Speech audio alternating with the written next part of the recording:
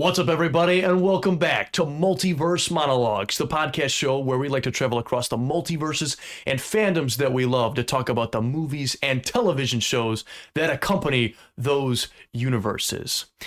It is 2024, gentlemen. It is a happy new year. We genuinely wished you that in the Far From Home podcast. Yeah, but it was genuine, guys. It was. Yeah, it wasn't phony. Yeah. And now we're well into the first week of the year, and we've been watching movies. But this year, there's a lot of good stuff coming up. But we're taking a look back this week. And at the end, a look forward. But we're taking a look back at 2023. What was the best things that happened in 2023? What was the worst things that happened in 2023 across movies and television shows in the multiverse? We have affectionately dubbed this the Multiverse Awards, the only award show that truly matters across the multiverse. We beat the Oscars to it. The who?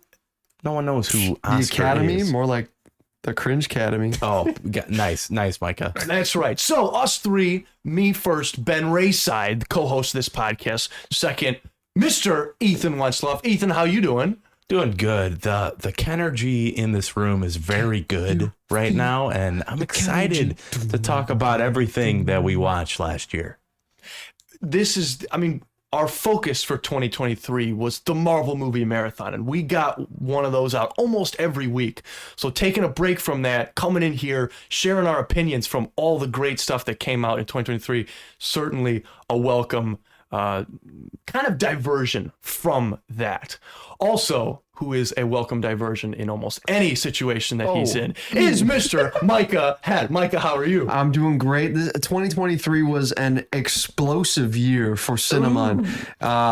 Lots of people were going to the theater caring about things that nobody cared about before in film. And it was a resurgence of the theater. We thought that No Way Home was the resurgence, but this was the true renaissance since COVID, I feel. Would you guys say that this is the best year for film as a media in general since the pandemic? Since the pandemic, I would say so. Yeah, I think that everyone's back in full swing.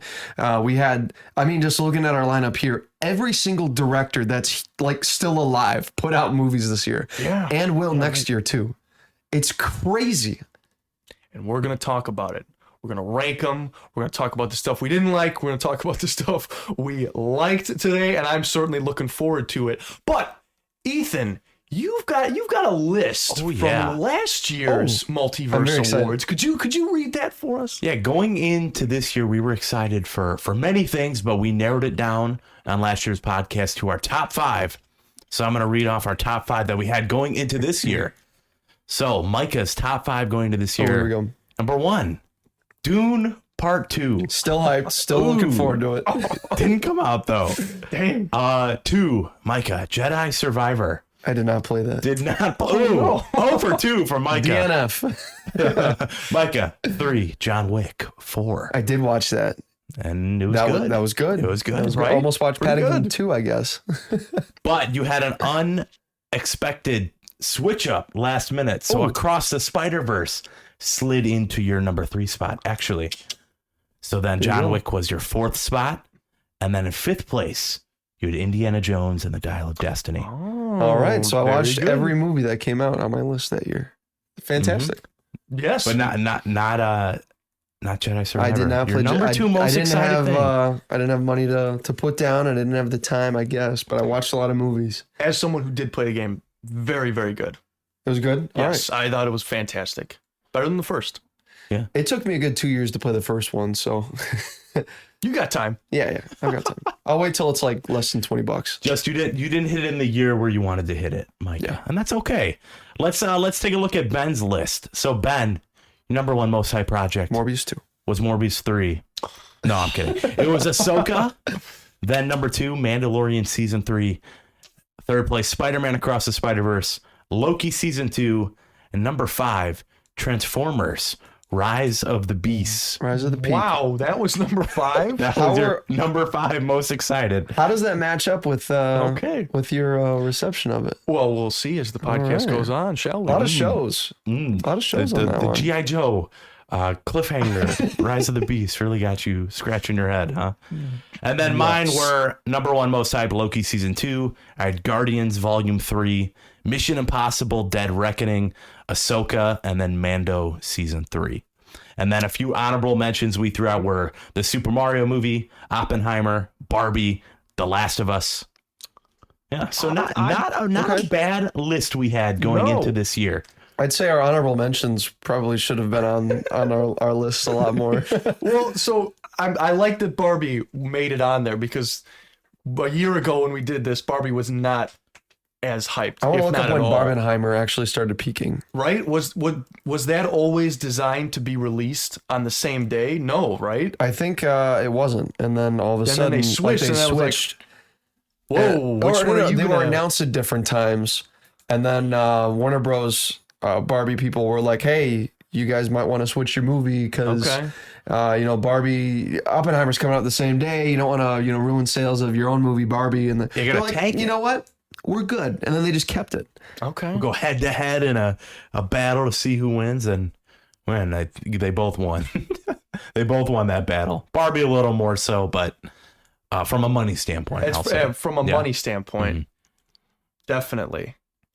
What's your graph looking Yeah, like, Micah? Barbenheimer really just started peaking in June, right before the movie came out in July. So I remember it was a real thing because when I went to see Dial of Destiny on the 30th, June 30th. When did Oppenheimer come out? I think it was July 21st.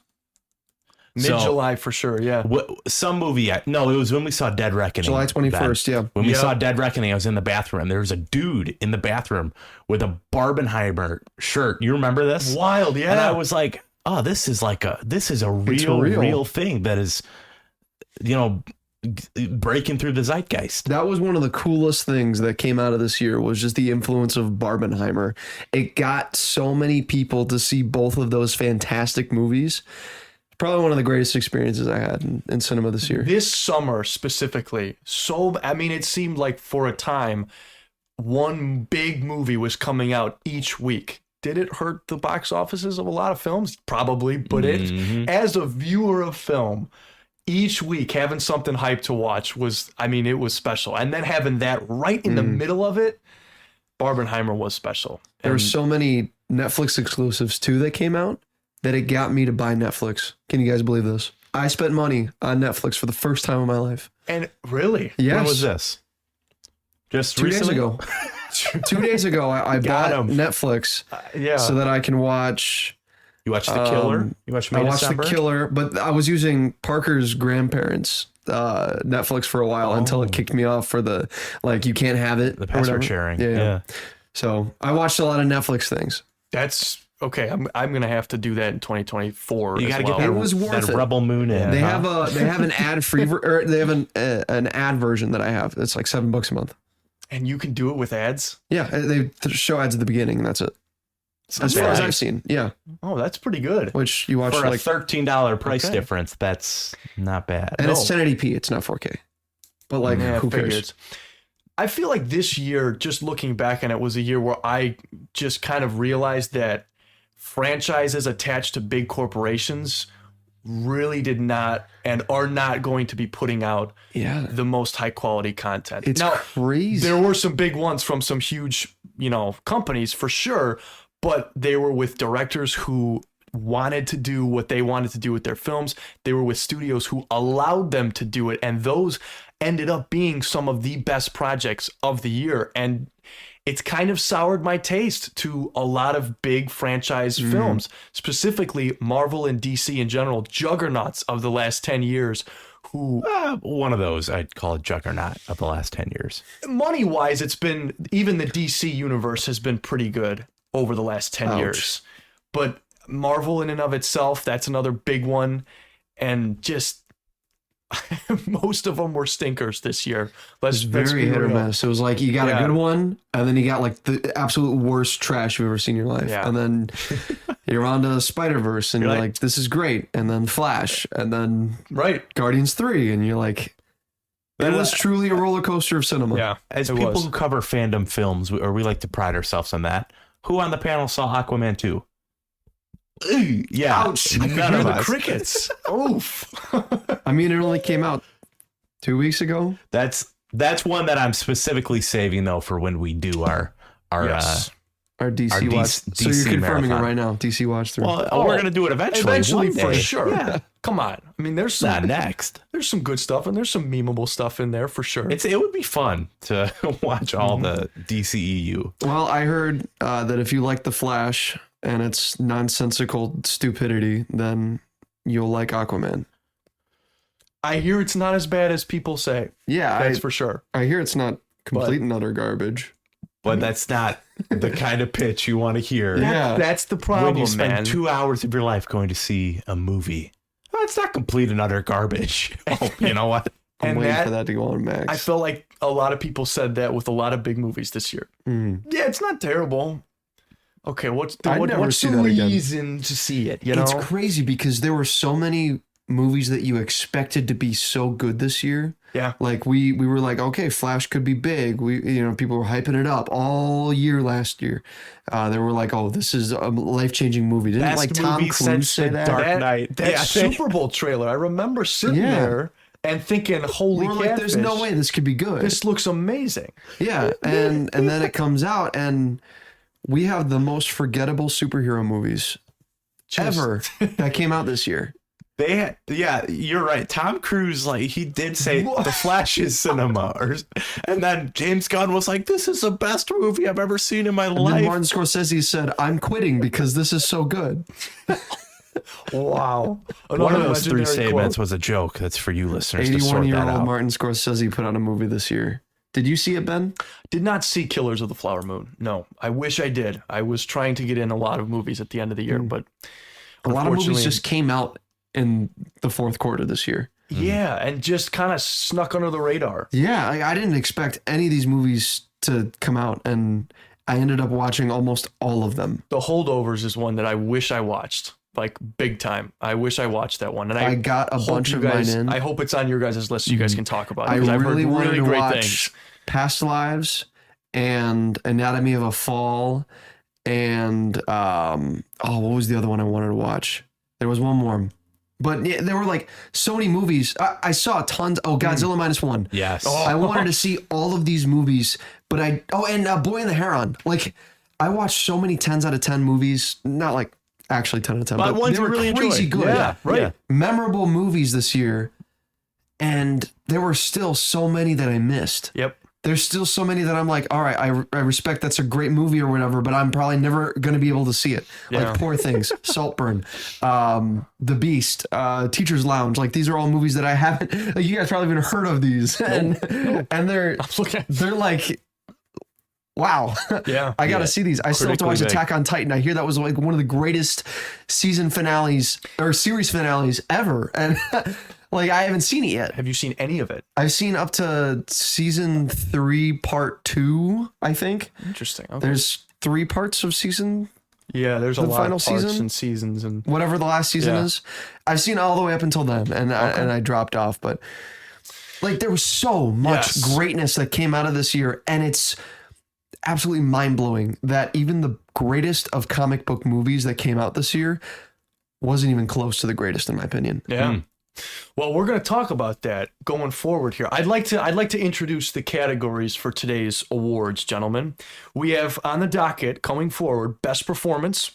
We have the most disappointing project of 2023. We have a new category, best new movie / TV show that you saw that is not from 2023. So this is just in your leisure. What did you watch? What new thing did you watch this year that you liked? Not from 2023. Worst project of the year. That's always a good one.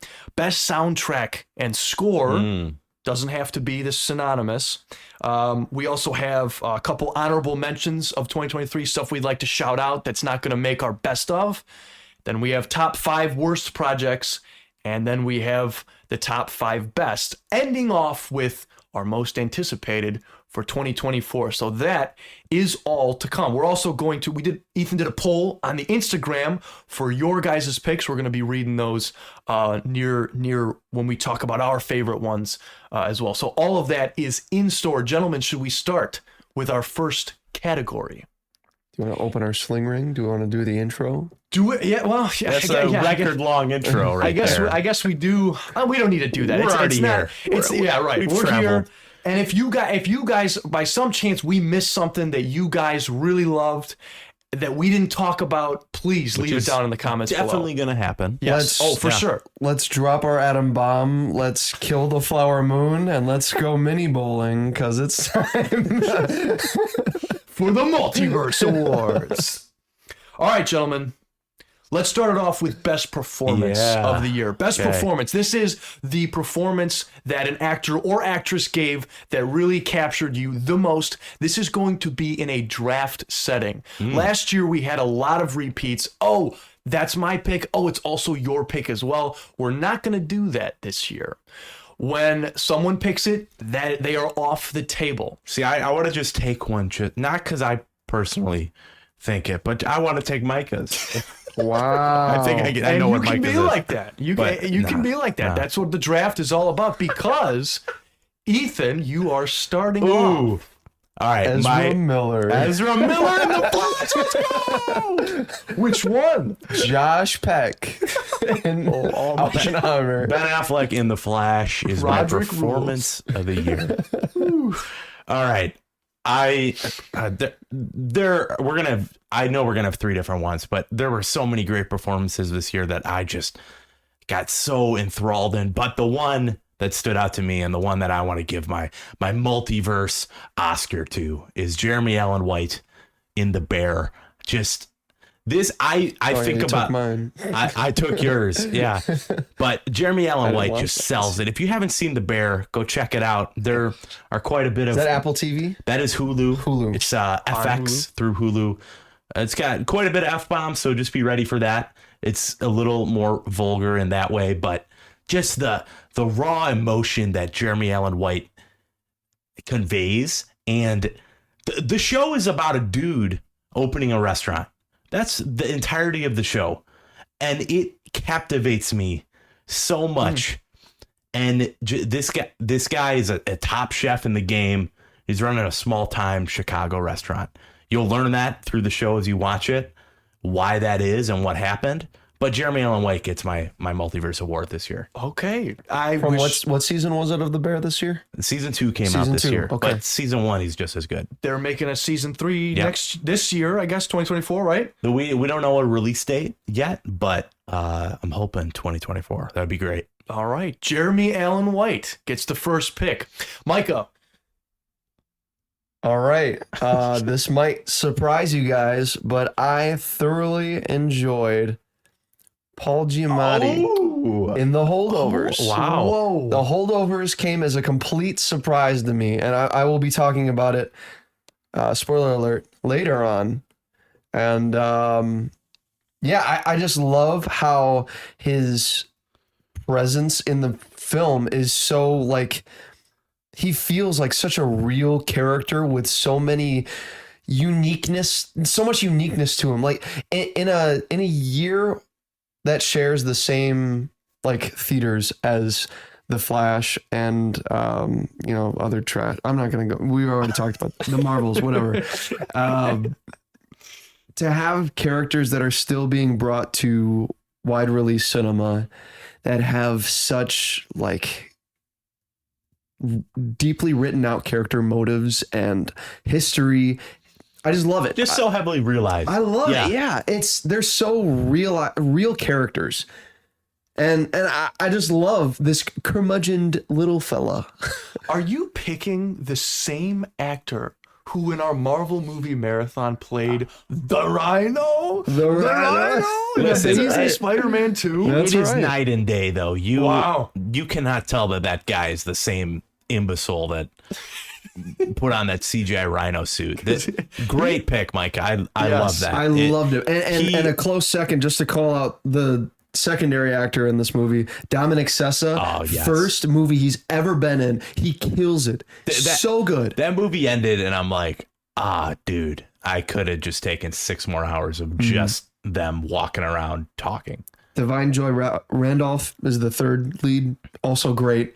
But the two main You'll leads. talk about it later. I'll talk about it later. I just wanted to. Yeah. All Good right. pick. Good pick. Okay. Paul Giamatti playing Paul. Wow. Okay. It's not based off a true story or anything. I guess we'll talk it's not. about that when we talk about the actual movie. That is the one movie out of this Okay. year that I will be like, yeah, you have to see it. You have okay. All right. So Jeremy Allen White, and then we have Paul Giamatti. I went back and forth this year. There were a lot of really good performances. Balin Skull was one that wasn't going to win, but I really liked him in Ahsoka. Yeah. R.I.P. Ray and Stevenson. Yes. Cillian Murphy, Oppenheimer, he was another fantastic performance. But I actually have to go with an actor who, after I watched the film, I then went and watched a lot of his other films just because he was so He's just good. literally me. He's literally me, He's man. all of It's us, man. going to Ryan Gosling as no way. Good pick. Are Good you pick. kidding? He was so energetic, so magnetic. I was so enthralled in his character, and the Barbie movie in general is just fantastic.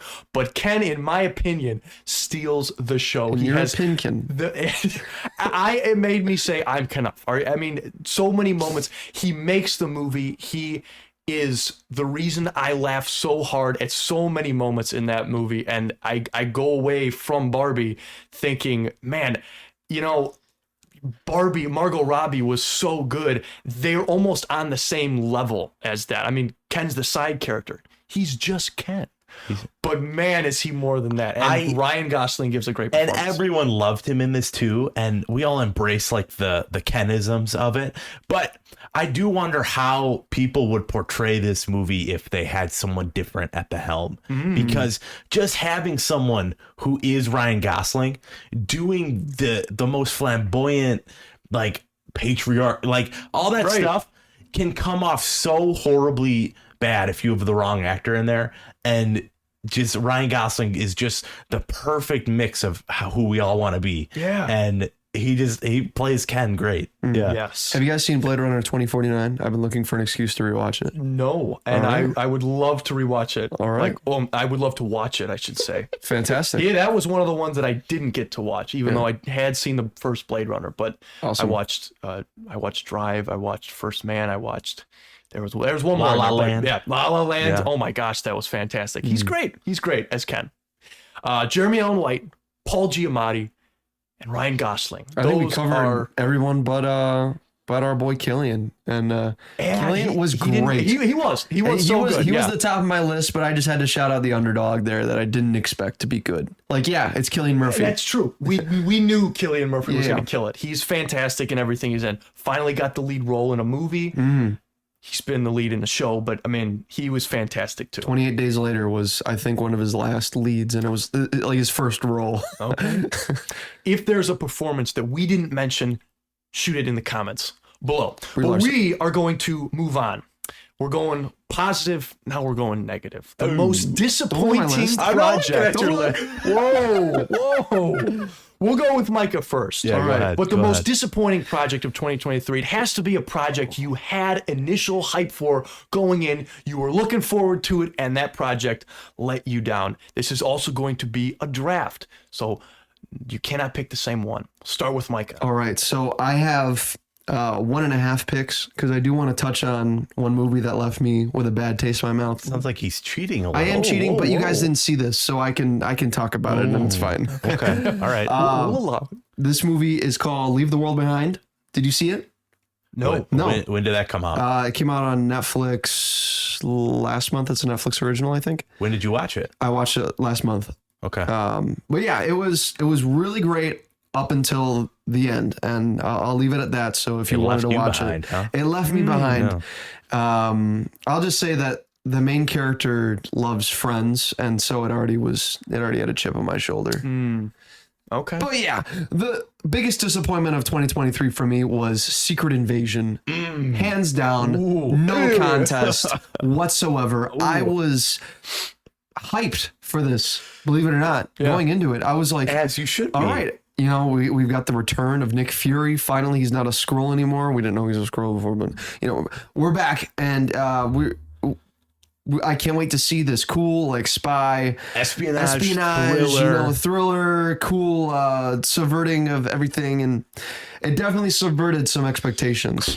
I'll just say that. Did you expect it to be good? Did they subvert that one? They Mike? did. I did expect it to be good, and unfortunately, every single episode just left me feeling empty, feeling like I wasted.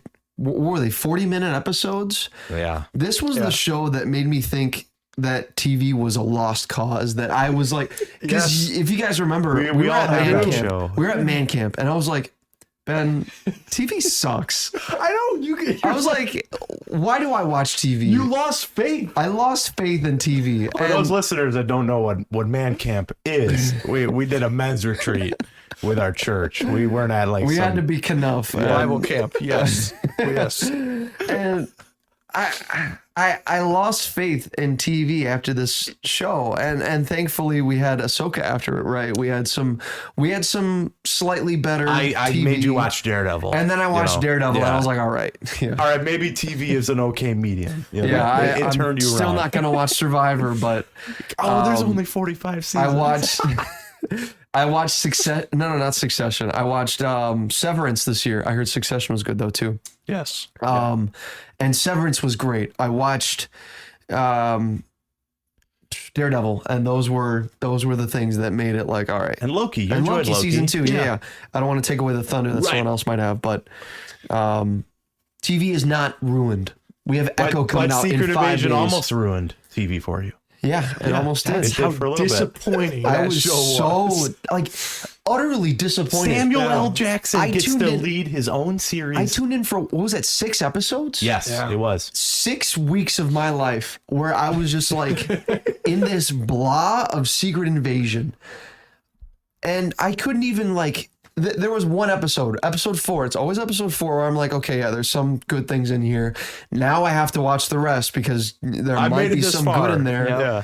And then the finale is Amelia Clark, my God. PNG Like the arms. first episode, I was like, okay, maybe I just didn't get it. Maybe I wasn't. Maybe it's like, oh, I'm missing something, or maybe other people liked it. But I don't even know people who liked this show. I don't even know anyone else who watched this Just show. for reference, what this show did is just spoilers for Secret Invasion. Yeah, It opened by killing Martin Freeman, who they never reveal how long he's been a Skrull, what the history of him being a Skrull is, but he is a Skrull in that big show. shocker, he's a They Skrull. kill Maria Hill, who's been around for forever. They kill Talos. And then they introduce this idea that maybe Rhodey has been a Skrull since before Since like Infinity Civil War, right? Since Civil War. But all this stuff is so vague. And honestly, I don't care. Yeah. I don't care about what It the reminds answers me are. of like a cheap way that the sequels of the Star Wars sequels retcon some stuff about character movements, and like it's just not great. It's not even good. It's not even barely good. I don't think that there was more than 20 minutes that were redeemable in this show. Ouch. And I don't- and that's been a big problem. I've seen some YouTube essays about the shows and Disney Plus where they should have been movies. Like Secret Invasion may have been better if it weren't stretched out to almost 5 hours. Well, we did not have an Avengers movie to cap off the last phase of the MCU. So this should have been the capper. You don't need to call it Avengers, call it Secret Invasion, but something to culminate that phase 4 of the MCU. Give us something. It was a big issue where I finally realized that there are too many things going on in the MCU that they really need to rein in, refocus, and that's what they're doing now. They're reining it in. There's only one movie coming out next year, right? One In the MCU. in the yes. MCU. Then there's tons of stuff in Couple the shows. Yeah. shows are going to be great. The show lineup. I mean, I'm hoping Echo will be out by the time you guys see this, Yeah. and let us know how it is. Yeah. That's That's my most disappointing project. Secret It Invasion. left me with the most anger. Like I was actually angry that I wasted that much time. Wow. Yeah. Okay. I don't know if I feel as strongly about my most disappointing project of 2023, but I definitely echoes Micah's sentiment because that was definitely a terrible project. Mine is a show that was great for a long time. 2 seasons of excellent television, and its 3rd season really let me down. That's 3 reallys. That's The Mandalorian season 3, guys. You talking about Book of Boba Fett? It was. Star Wars is another one. I didn't say that at the front. I talked about DC and Marvel, but Star Wars as a brand also this year Star Wars came out has taken a dip in quality, man. I'm telling Mando season 3 was a huge disappointment. Coming out alongside the Bad Batch season 2, I had more fun with the Bad Batch than I did with most episodes of Mando season 3. And up until the finale, which had some redeemable aspects, I would say that show truly dropped the ball in almost every single way. There were some cool things with the Empire and Moff Gideon, and that was about it. Mando's character is not great. Grogu being in the show still without a reason is atrocious to me. And Jack Black and Lizzo were in the show for a little side quest. I completely forgot about that season. Yeah, Christopher Lloyd in there. Christopher Lloyd with the Separatist plot, that was a good part of the episode. But I'll tell you this right now, it did not feel like Star Wars at all. It felt cheap, and it was... It's the main reason why I've become as bitter as I am towards Star Wars right now. You take the prestigeness that was season 1 and season 2 of that, and then you compare it to season 3. Like, what happened in season 3? There's some Mandalore stuff, and then let's go back to Mandalore, see if it's livable. Oh, what? Moff Gideon thing in the water. Moff Gideon's here? Oh shoot, we killed him. No, he has a mustache. Oh, is he a clone? Who knows? Somehow he'll return. I agree, Ben. We don't care. Yeah. Mando season 3 is my pick. Ethan, what's yours? All right. Did we take them? No, those 2 are my most, like, the things that let me down the most this year, easily. But you can say the Marvels. It's all right. I'm not going to say the Marvels because I didn't have high hopes. Oh, that's right. That's true. I guess it was disappointing. That I did. I wasn't like, oh, this is going to be the best thing ever. But I was super intrigued because a new studio head, James Gunn, said that this movie was one of the best superhero films that he had ever seen. And we should all be excited that it would kickstart his new DCU. That's right. I have the Flash here. Yep. I have the Flash here. And is that because Ezra Miller committed some crimes? No. Did that sour the taste in the movie? Definitely. When you have 2 Ezra Millers you got to look at for the whole movie. Michael Keaton was back. They did some fun stuff with him. But the Flash and the way he uses his powers is just interesting. And then when the director comes out and says, oh, yeah, the CGI, we'd made that look bad on purpose. Okay. All right. That sounds like you're covering some of the greatest Batman moments.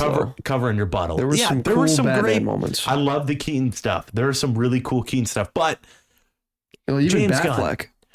James Gunn is a guy that has so much on his shoulders. And, bro, you don't have to, like, lie to us. Right. Say, like, hey, I think the Flash has some fun stuff in it. And then whatever. But don't tell us it's the best. That just... my disappointment with this movie mainly goes on James Gunn. And he had little to no involvement with the actual production of the film, but just, you get people excited for something. Like James Gunn, you have credibility. Things you say, people care about what you say, and your opinions matter to people. So when you say that this is going to be great, you better live up to that. So let's do your Superman movie better be good, James Gunn. Superman Legacy. The CGI recreations at the end was also, that left a very sour taste in my mouth as well. Except for seeing Nick Cage. That was hilarious. George Clooney also being in there. It just a huge movie that sets up some stuff that we know will never, it's just. Well, does it though? It was, James Gunn pitched it as the reset for the universe. Right. And then you watch it and the post-credit scene is him and Aquaman just talking about, oh, that was crazy. Yeah, also, it was. George Clooney, never going to be returning. No. He said that there's no amount of drugs in the world that they can pay him, which confirms he was already being paid with drugs. There you go. Way to out yourself, Clooney. Yeah. The Flash in itself, knowing what it is now, you can have fun with it. Yeah, you I can had fun with it. definitely have fun with it. But it's not going to be a pillar of DC going forward, so it doesn't matter. Agreed. Well, let's yeah. I'm glad you said The Flash. I'm glad that made it on here. Next category we have on our list is the best new movie / TV show that you saw this year that was not from this year. So this is any movie, TV show you saw in 2023 that was not a part of that year. It could be from any year going back to the start of film way back in the 1800s. And I guess we'll start with me. We're gonna go around and like we do. So I saw a movie this year that I really never stopped thinking about. The soundtrack has stayed with me for the rest of the year, and it's kind of no one really talks about this movie. It's not a lot.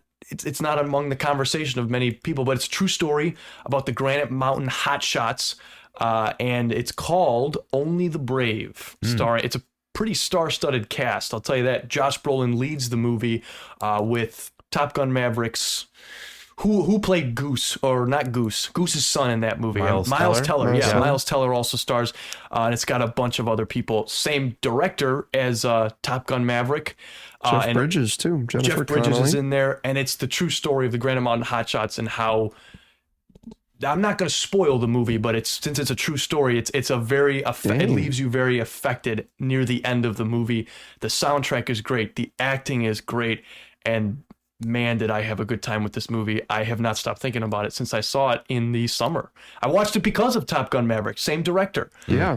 And Tron Legacy. And Tron Legacy, two movies I'm a big fan of. So Spiderhead. This was fantastic. This guy likes Miles Teller. I would see Only the Brave if you want a very good heartfelt story, very good heartfelt true story. Kind of reminded me a lot of Hacksaw Ridge. Only the Brave. And what is it? It's about firefighters? It's about firefighters. Yes, but the firefighting is not what takes the main focus. The main focus is on the characters, especially Miles Teller gets a lot to do in this, and Josh Brolin. Their stories, how they intertwine, it's fantastic.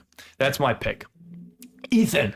So I saw quite a bit of good movies this year for the first time, but there have been two that have just stuck to the top of my mind.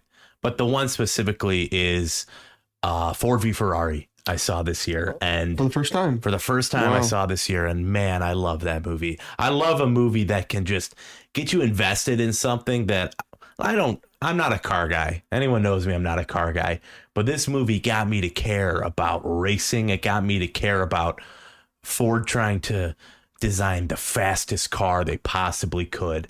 And of course you got Christian Bale and Matt Damon at the helm of it, so you're gonna get those two. But it's based on a true story, and just I won't spoil anything of it. But the story is just super fun, super engaging. Got a great cast. I mean, John Bernthal's in it for a little bit.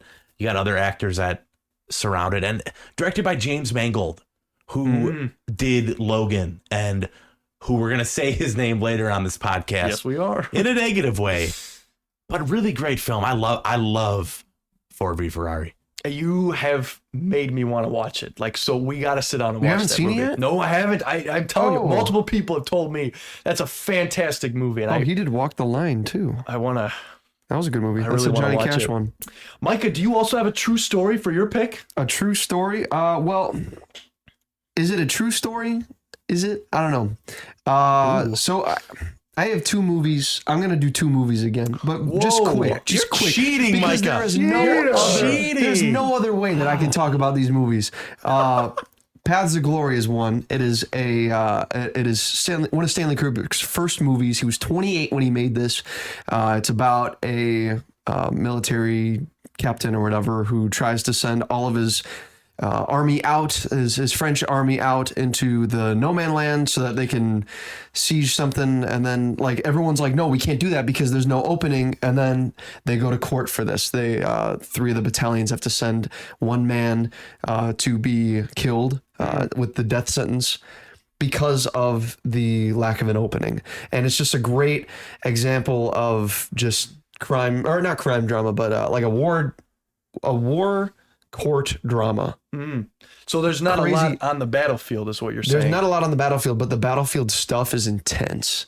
It's great. And for when did this come out? It came out, it's called Paths of Glory. It came out in 1957. For 57, man, this is a great war movie. And then real quick, another one is High and Low by Akira Kurosawa. This is my first Akira Kurosawa movie. It's a Japanese black and white movie from 1963. I watched a lot of old stuff this year, which was really cool to see. Nice.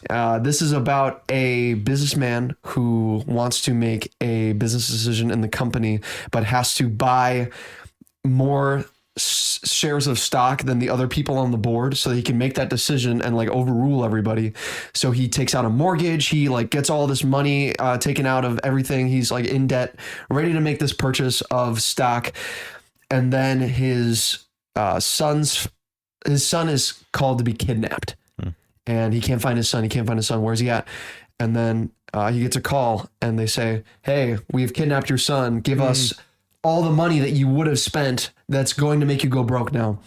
And then it turns out his son isn't kidnapped. It's his son's friend. So now there's this moral dilemma. He was going to go and give all his money away right away, but now it's his son's friend. It's not his son. And it's not his son. Is he going to risk his entire livelihood over his son's friend? No spoilers. Yeah.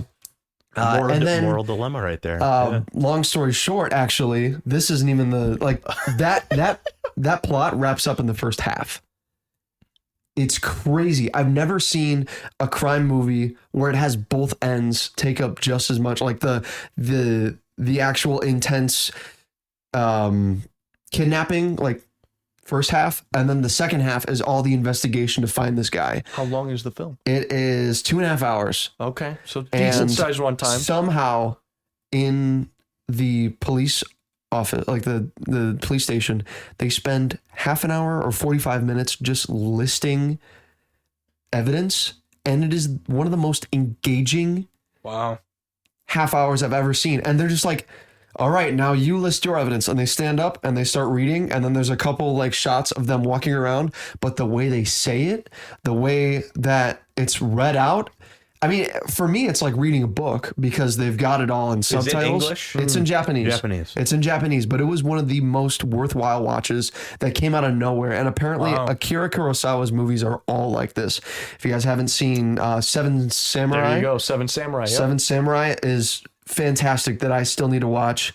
Ran is fantastic. The Hidden Fortress, Kagemusha, fantastic. I haven't seen these, and they're all on my list. But they're all in the top 250 on IMDb. They're all in the top 250 on Letterboxd 250. So next year's Multiverse Awards might also see Akira Kurosawa reaching that list because of those films. So those two, Path of Glory, and if you're gonna venture out into the black and white domain, those are my two recommendations that I watched from this year. Black and white foreign film.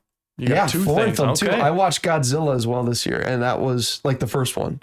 OG. The OG Oh, Godzilla. wow. Okay. I really ventured out this year. Okay. I liked it. Good for you, Mike. All right. There's a movie you saw that was not from 2023 that you really liked, that you want to shout out, put it in the comments down below.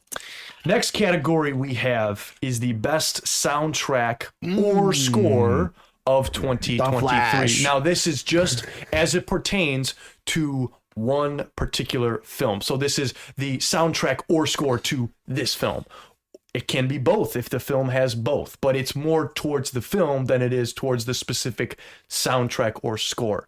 So I liked the score to this movie. So what are you guys laughing at? Oh, no way. I just pulled a Wonka as a joke, guys. Oh, as a joke? Yeah, I did like it. Chocolate? The chocolate. And I like... I really like the pure imagination. This isn't my pick, but I pulled it up as a joke, so I gotta explain why. And then A World of Your Own. I love that song. From Wonka? From Wonka. That's your pick? It's not my pick. Oh, so then I can Well, say two things. you are up, Ethan. So All right. what is your favorite soundtrack or score? There's chocolate. So this is a movie that I had the great honor of seeing with Micah this year. And this is just a score that I'm not a score guy like you two. I don't get these. I don't ingest it the same way as you do, but there was one score He's that about to say Shazam! Fear of the Gods. locked me into the movie and really just got me ingrained in the world. The score for Killers of the Flower Moon by Robbie Robertson. Just the way that like this Western stringy, drummy kind of score just gets you so embedded into the world of the Osage people. Scorsese it's a Scorsese film, of course. So, but Robert Robertson, who actually has passed away since scoring this. Rest in peace. This is his last score ever. So I got to give him the award. But the shout out tracks are Insulin Train. We have the Heartbeat theme. Really good. Really love a lot of the score for Killers of the Flower Moon. I gotta check this out, man. You're getting me hyped. That's my pick. Okay. Killers of the Flower Moon. Mm-hmm. Yeah, Scorsese, I'll talk about this later too, but like Scorsese did such a great job of integrating with the Osage people to make sure that this was as authentic as a white person can make this movie. Wow. And the Osage people said in interviews like, yeah, the only way to make this like the most is if an Osage person were to direct this. Wow. But this is as good as it'll get to the mainstream. That's high praise. Yeah. Micah, do you have a favorite score or soundtrack from 2023? I feel like it's a cop out to say Maestro because it's just Leonard Bernstein, and he's like one of the greatest composers of all time. I'm not gonna say it. Do they make original music for the movie? No, or is it's all just Leonard Bernstein. Okay, all right, and it's all things that like the West Side Story intro plays halfway through. Oh, okay. and it's like, oh yeah, we're back in this. That's fair. I can see how that feels. And it's fun. Yeah. It's great. Maestro was all right. May December was another recycled, but also reorchestrated. That was intense. But I gotta go with Ben. If you're gonna say it, you're gonna say it. All right, then I'll say Barbie. Okay. I'll let you say it because Thank you. everyone knows it's Yep. great. All right. Barbie was the one that actually I came back to as much as I did Oppenheimer because of the two Ryan Gosling tracks. I'm Just Ken and Push came back in like my just normal playlists more often than I would like to admit. And you got to shout out me and Micah got to perform. Oh man, I'm Just Ken live for a group of middle schoolers and high schoolers. Yeah, so it was great. That was a pleasure. And Push especially, I just was dying in the theater when this was when they're just sitting around the campfire. They're all strumming the guitar at the same time. Yes. Fantastic. Yeah, it's not like the highest quality score ever, but it's the soundtrack that I came back to the most, and I just had a lot of fun with it. The score is also really good. Great. There are some like at the end when it's more just score, or even when Margot Robbie is the Barbie with or the Billie Eilish. What Was I Made For? That song's pretty good. The instrumental version of that, they integrated that really well into some scenes, and that really hit you emotionally with just the instruments for that too. So score not bad either, but I mean it's the soundtrack that takes the cake for sure. The top of the charts in multiple categories this year for songs, awesome. I love that. Yeah, that's awesome. That's awesome. So we have Killers of the Flower Moon, we have Barbie. Take it away. And I mean, we got it. You can't not mention this. It is a clear number one pick, hands down. Without a doubt, you have Spider-Man Across the Spider-Verse. I thought you were going to talk about Oppenheimer. I thought about it. All right, if you guys were going to Oppenheimer was great. I listened to that just as much as Barbie. I thought that was what you were going to say. No, I thought you were going to say Oppenheimer. So Oppenheimer was fantastic. Yeah, Ludwig Göransson. Fantastic work. When you two were talking, I could tell that there was a disconnect, and that you weren't talking about the same thing. You said a vowel, and then I was like, okay, it's a cross, and I didn't know you meant Oppenheimer. Oppenheimer. Yeah. Okay. So Ludwig Göransson knocked it out of the park. Yeah. Okay. We should shout out. It's a Christopher Nolan movie. Micah took Barbie's score over Fantastic. Oppenheimer. That's what you just did. Well, I thought you were going to take Oppenheimer, so I would have preferred you talk about Oppenheimer. So, well, I mean, I will. I'm not. But can you hear the music for the score? Yeah, I love the theme. I love how it continues to just flood my mind. Like I find myself just doing the tapping on like just dun dun dun dun dun dun dun dun dun dun dun dun dun. What? How does a percussive thing stick in my brain? The end of the film is where I think it really hits the most, besides Can You Hear the Music, Robert, as he says, I believe we did. And it's just images with the score of Ludwig Göransson, and it's never more powerful than in that moment. Both times they do it. That's one of the highlights of this year. Oh my gosh, yes. The image. I'll talk about it later. You saw it. I mean, yeah, okay. I'll talk about it in my top 5. We can't. That's one of my favorite parts of the year. We can't if you get it because it's a draft.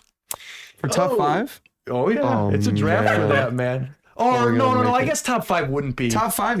I know what. Since it is top 5, you can't. No, the most anticipated one is the draft. Okay, yeah, you're right. I really think Across the Spider-Verse is leagues better because while the Oppenheimer theme is really good, there are almost just soundtrack alone. There were so many songs. Am I Dreamin' was my number 3 song on my Are you taking Wrapped. both the soundtrack and the score? Can you do that? Yeah, because that's the OP movie. then. It's for the movie. Yeah, so yeah, you killed it, Ben. I will go with the score for Across the Spider-Verse, which I think is a little better, but the soundtrack is really good. Falling Apart by Daniel Pemberton. Post Malone is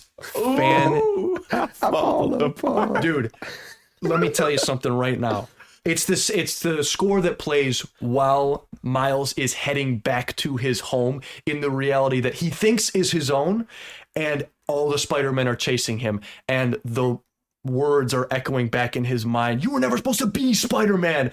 And man, it's so good. Yes. Gwen's theme is also so fantastic. And there's a video out on the internet right now of Daniel Pemberton talking about the last theme song and how it weaves together all the themes of the movie in one song. There is the Prowler theme, there's Miles' theme, there's Gwen's theme, you have the overall Spider-Verse theme at the end, and it is, holy cow, is it fantastic. Almost, there's 4 or 5 songs from that score alone that made it into my Wrapped for the year because I had it on repeat.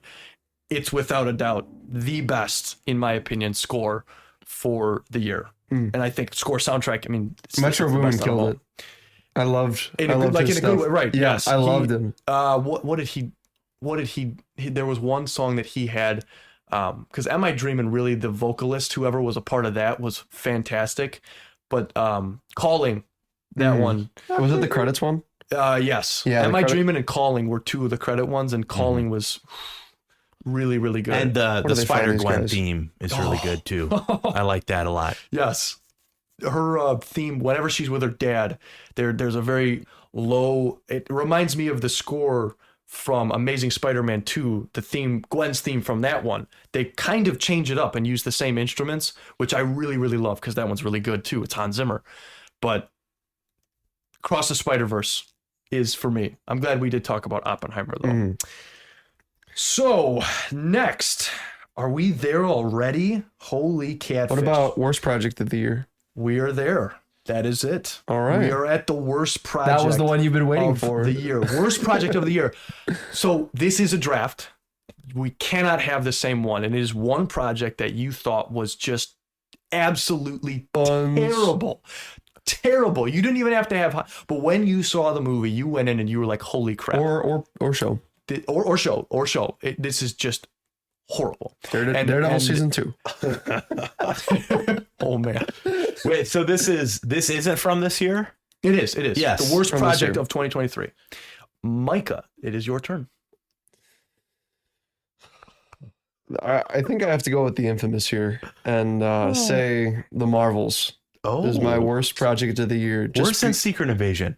Because this was, well, I already talked about Secret Invasion, and that one gave me a slump for a month, and that's a whole different thing that we already talked about. But the Marvels was just so pointless, in my opinion. I felt we've already talked about it to an extent in the that one news episode we did, I think.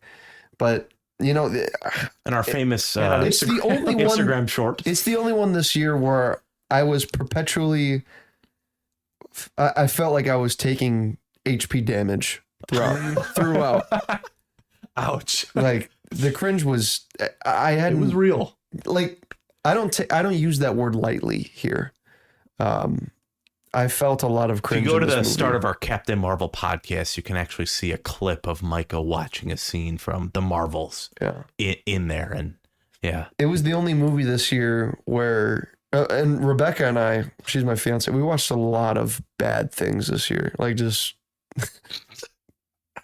like awful movies, and this is the one where you know it was bad when Rebecca was like, "This is awful." Rebecca's not a movie buff at all, and she was like, For reference, we "Do were we in. have to stay for the rest of this movie?" And I'm like, "Oh, but this is your movie. You're a girl. You gotta like this one. They made it for you." My favorite was when we were watching Blue Beetle, and me and you were just like, "Yeah, that was fine." And then she's like, "I cried 3 times." Blue Beetle. Crying in Blue Beetle. That made your top 5, right? Oh yeah, 100%. Talk about it later. Dang, the Oh, Marvels. I gotta ask her if Blue Beetle made her top 5. The Marvels. That's what you got. That's your like word. I didn't hate the Marvels. It just I like the word you use, pointless. I think pointless is a good word for that movie, and it set the tone for the MCU going forward, and it hopefully the studio head saw that and went, okay, yep, let's fix things. Oof. Yeah, that's a bad one. That's I mean, lowest grossing everything ever. Like it tanked. Yep, it did. It's On a budget as of the movies got too better much. throughout the year, the bad ones got equally as bad. Yeah. However good they were, Yeah. the bad ones got as worse. Like, I think Yeah, I it was- watched The Holdovers and The Marvels in the same week. It's okay. It held you over then. Yeah, it you did know, hold night me and day over. right there, man. Yeah, Night and day. you're doing pull-ups. Pull-ups. Paul Dano. Paul Giamatti. Why did I say Paul Dano? I don't know. You're stupid. You watched the GameStop story, the dumb money? No. No. Did you? No, that's Paul Dano though. That Mine- came out this year. See, there's so many movies that Dude. are interesting to me, but I just didn't watch them. Yeah.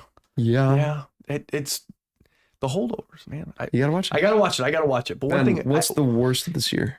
one thing I did watch and I hated it. We've already talked about it at length, so I won't go into detail. But Sound of Freedom. Secret Invasion. Secret Invasion. Secret Invasion is my worst project of the year. It's terrible. The ending is. I genuinely, besides the copy paste, Game of Thrones girl fight, I'm telling you right now, I do not remember Dude, about a it's so- single thing from So that show. forgettable. Like I guess Nick Fury had a wife and then they betrayed each. Do she y'all was a remember Skrull, this? They were right? still in love with each other. Yeah, like Was why? she I a thought Skrull? that was interesting, at least, I forgot. but not very worth it. And then Rhodey was a Skrull, which makes him a Skrull during Tony's funeral. So he wasn't even there. That's not my headcanon. That's not my Of course, but that's what they kind of say. And I also think it's stupid to not give a definitive answer when you're Secret Invasion. Like, how are you not giving definitive answers on this stuff? That affects how we Because view it's a the secret. show. And to It's a top it secret, all that's off, true. they've got the stupid AI generated intro. Intro. Oh, it yeah. was so Which in good. in a year where AI, like the whole the whole actor strike was because of AI. It's just, you take Samuel L. Jackson and you put him in the most boring TV show ever. That's all I'm going to say. Ethan, we've talked too much, given it too much of our time. Secret Invasion. All right, I'm just gonna go Dial of Destiny. The worst project of That the year. dude, Wow. I hated Dial of Destiny. It let me down so much. Yeah, Wow. just because you had James Mangold going in. We talked about earlier, Ford v Ferrari, fantastic. it. Logan, fantastic. You've Harrison Ford crying at screenings like, "This is it, man. This is it." And then you give me this. This is it. And I know Micah kind of liked it. People kind of liked it. I It hated wasn't it. the greatest in the world. It was but, like, terrible. I still enjoyed it. I don't feel like it was dog water. We're but mixed. We're mixed on this one. I don't really like it either. Don't know if I'd say it's the worst one though of the year. I gotta put it here. Okay. But also an honorable mention is Knock at the Cabin. M. Night Shyamalan. Oof. I hated that, dude. I Did anyone heard- see that? I heard that was you terrible. watched it Yeah. and you said it was bad, and You like soured our tastes. Dave Bautista turned out to be gay in the movie or something, and I'm like, that's the twist. That's not. Is that the no? That is not. That's what I heard the twist was, and I was like, that's it. What Is that the twist? I don't remember the twist. Oh, then it's not that great. Well, it almost made Ethan's most worst project. Yeah. Okay. But no, Dial of Destiny. Just for talk about dropping off for a franchise. You watch those first three. That's that's Spielberg right there. That's Harrison Ford. But no, I really did not like Dial of Destiny, and I really, really wanted it to be something special. Yeah. with all the talent behind it. That could be a big disappointment one. The two, even that. What, Micah? What was yours? Remind me again. The Marvels. The Marvels. Yeah, I remember it was so forgettable. Yeah. The Marvels, Secret Invasion, and Indiana Jones, Dial of Destiny. Those were the worst projects in the multiverse in 2023. And now, ladies and gentlemen, we are here. We have arrived at the best projects of the year. We're going to start with honorable mentions. We have 3 honorable mentions that we have. This is not a draft. This is just movies that we want to highlight from 2023. But before I do, as I said before, Ethan put out a little post on Instagram. What are your guys' top 3 movies in 2023? Can we give grades to these? we can definitely give attacking grades. Our listeners too much? We can definitely Grades do that. Like letter grades for So our our listeners. we for can. the listeners I see. ranking. So we definitely got a few on here. Pogo Donuts. Pogo Parker Donuts, Duncan. yeah. It's Parker, Pogo Donuts, Producer Parker. yeah. Mr. Producer Parker. All right, he's given his top 3, which number 3 is Dungeons and Dragons, which, wow. Barbie, number 2. He's a Good Dungeons and pick. Dragons guy, though. He so. is. But even, I've got some things to say. He was like a Baldur's Gate guy. He was a. The Boy and the Heron is his number I 1 wish I saw movie. that. Yeah, that's not terrible. I would push back on Dungeons and Dragons, but See, I didn't see get to Boy and the watch Heron. that this year, but you're the only person I know who just does not like that movie. Yeah, and I really don't Everything like it. I heard was it was a really solid film. I hear it's exactly like a D&D game. Yeah. It might be, but I have What do you other think? I have other problems with it besides it being a D&D. It might be a D&D game. I've only played D&D once in my life. Crazy year for but- D&D because like Baldur's Gate 3 was huge. This was huge. Yeah, heard that was good. Did not end up playing that. Parker did. He said it was great. Yeah, okay. Very good. I think B. What do you think? A B for Parker? I give him a B. Yeah, that's B for pretty- Barbie. Barbie, B for Barbie. really good. Boy Yeah. and the Heron, we didn't see that one. But so I for heard Boy it and was the Heron? great. Yeah, So I did too. credit where credit's I need due. to watch it. Marissa JW27, she's got Whiplash, Radical, and Persian Version. What she are those? also She- had Past Lives We know, on we know there. Whiplash didn't come out this year. I should have watched Whiplash that. did not come out this year, but What it were is those other movies? fantastic. So we got Radical, and then Radical? we have Persian Version, and Radical came out this year. she wanted to include Past Lives as well. Immediate top 5 I'll add that to my ever. list. Past Lives, I hear, is great. Okay. Persian what? Yeah, Past Lives is something that was on Persian my Version. list all year, Okay. Okay. but We're never, definitely going to never look made into it. those movies. Whiplash, They're though, is international movies. it's Both of those fantastic. ones that we haven't heard of. okay. All right. Noah Badal, he's got maybe TMNT for his number 3, Barbie as number 2, and Spider-Man Across the Spider-Verse as number 1. We didn't rank Marissa's. That's not bad. I haven't seen any of these except for Whiplash. But So, Persian Version is pretty mixed, it looks like. she's very like, And these are Radical- I mean- cultural films. Right. So Radical I- looks really good. I trust Marissa. So I gotta We'll watch give that. it an A plus. An A plus for Marissa. Oh, Let's go. Mainly because we haven't seen it, but it's mainly, yeah. So Noah Badal had Spider-Man, Barbie, and then Teenage Mutant Ninja I did Turtles. see trailers for Radical. I remember. I that. would maybe say a B plus. Barbie, Spider-Man was good. TMNT I was A kind of minus. mixed on. A minus. A minus. A minus. Okay. A lot of people like TMNT TMNT. was fun. It Yeah, was I haven't fun. seen it. Mayhem was but that fun. was, Yeah. I think, all it was. It was fun. Yeah, it was mayhem. I hear. It was mayhem. Did you not see it? I didn't. I It would was- like to. yeah. It's on my list. It's good. Yeah.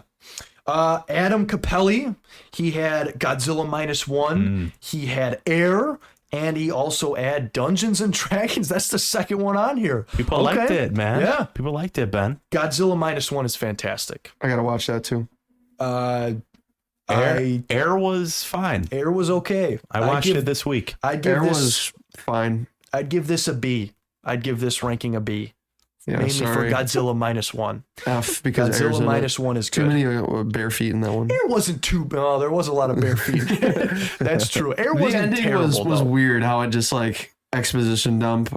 Remember that one time when we did that thing and now Nike's a company? To me, my take on Air was it relied solely on the real life story.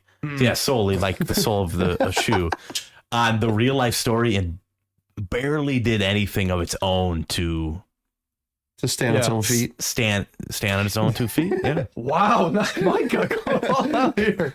That's awesome. I think the conversation between Viola Davis and Matt Damon at the end there, negotiating the contract basically, and he'd be like, well, you don't understand how it works. And she's like, no, Matt Damon, owner of Nike, you don't understand how this is going to work. I thought that was a great moment, but yeah, I'd give this one a B.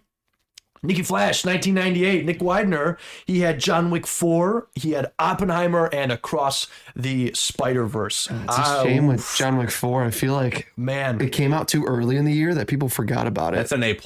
That's an A+. That's A+ right there. All three of those movies are fantastic. That's a great top pick, 3. Nick. Jelly Troll W. So my brother Jared. Oh, nice. Yeah. Okay. He's got the Holdovers on his list as number 3. He's got Across the Spider-Verse. No. And he's got John Wick 4. A+. That's an A+. Yeah, A+. Anything right with there. the holdovers, A+. Yeah.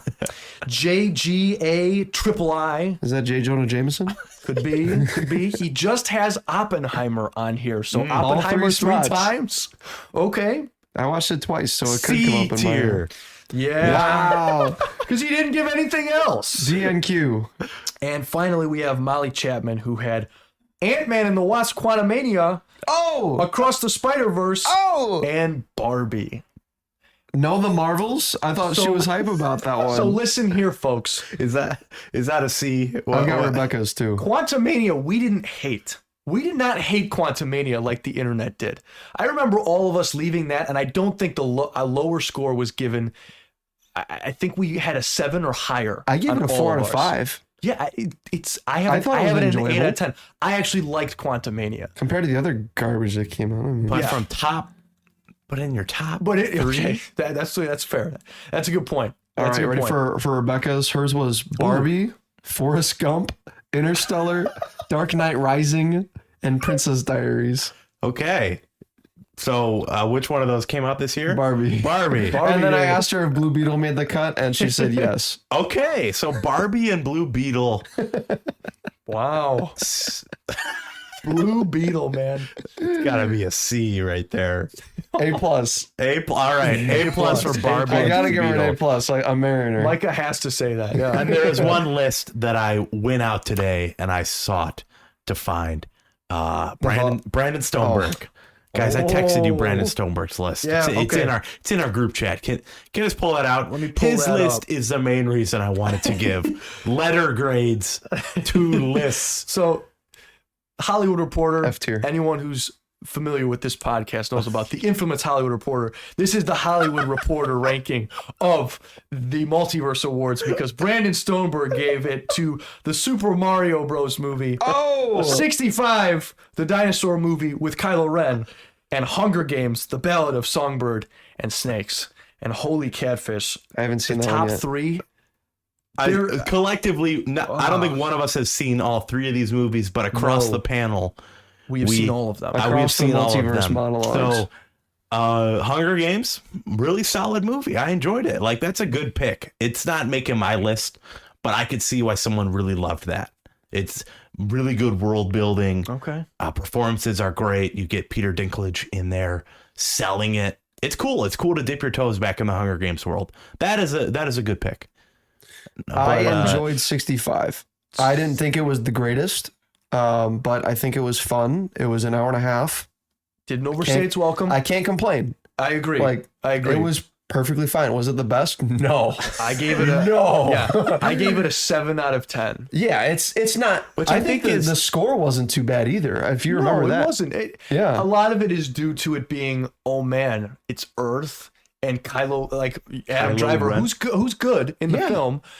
I just think it could have leaned into. It's very like kid-friendly, the too. creator. It could have leaned in harder on other aspects, Yeah. but it just didn't. So it It ends could up. have been more Jurassic Park. That's what yes, you're, exactly. Because that's what the Yeah, I trailer agree. made you expect it was going to be. Was you're running away from this T-Rex the whole time. Yes, indeed. And how do we feel about a Mario Bros movie being a top fiver? Mario movie is exactly what you'd expect Mario to be. And- like it's Mario on the screen. It's Like if you illumination. asked us three to churn out a Mario movie, It's almost AI we generated. probably, It does probably nothing. could've be done better. like about around that level. It does nothing like spectacular. It does nothing new for the character. It does nothing. It was great. Like I took my little brother Marcus to see it. His first movie ever in the theater. He loved it.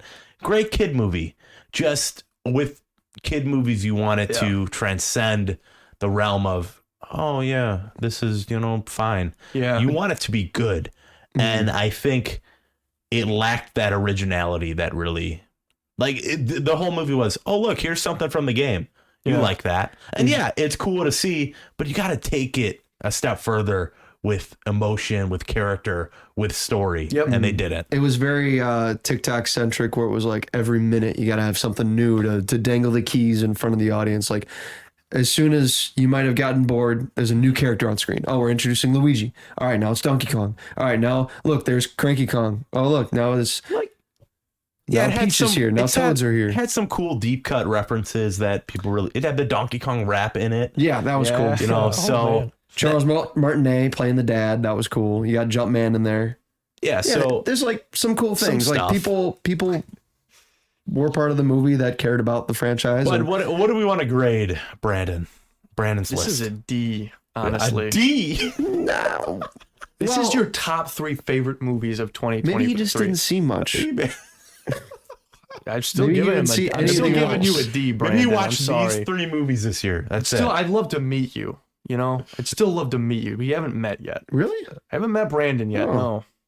He's so- just a ghost in Ben's mind. A ghost. And now protocol. you'll Ghost forever who judge him likes based on his top 3 These movies. 3 movies. I don't think he wants to meet you anymore with that. Man. I'll edit this out. So that was the listeners. That was the listeners' movies. We thank you all for tuning in and putting those I was hoping John requests in Cross there. would leave us something. Very good stuff to hear from you guys. But now it's our turn to rank our top 5. But before we do that, 3 honorable mentions of 2023. This is not a draft. These are just 3 projects from this year that you want to shout out. Don't have to spend too much time on these because we're going to spend a lot of time on our top 5 for sure. Yeah. So I believe it's my turn.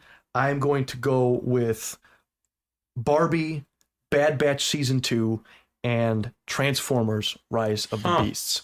Those are my top. This is not 6, 7, 8 for me because I have my top 5. Third movies These you are want to just- talk about. Exactly. Yeah. Okay. Barbie, fantastic. Okay. Loved all Yeah, the we can do that performances there. Really, really liked Barbie. Bad Batch Season 2, ups and downs, but when it hit, the Bad Batch Season 2 was some of the best Star Wars we have gotten in a long, long time. Shout out to Crosshair. I am so excited for Bad Batch Season 3. Transformers Rise of the Beast was exactly what it needed to be. It wasn't going to make my top 5, but it was certainly very, very close. It certainly makes my top 10.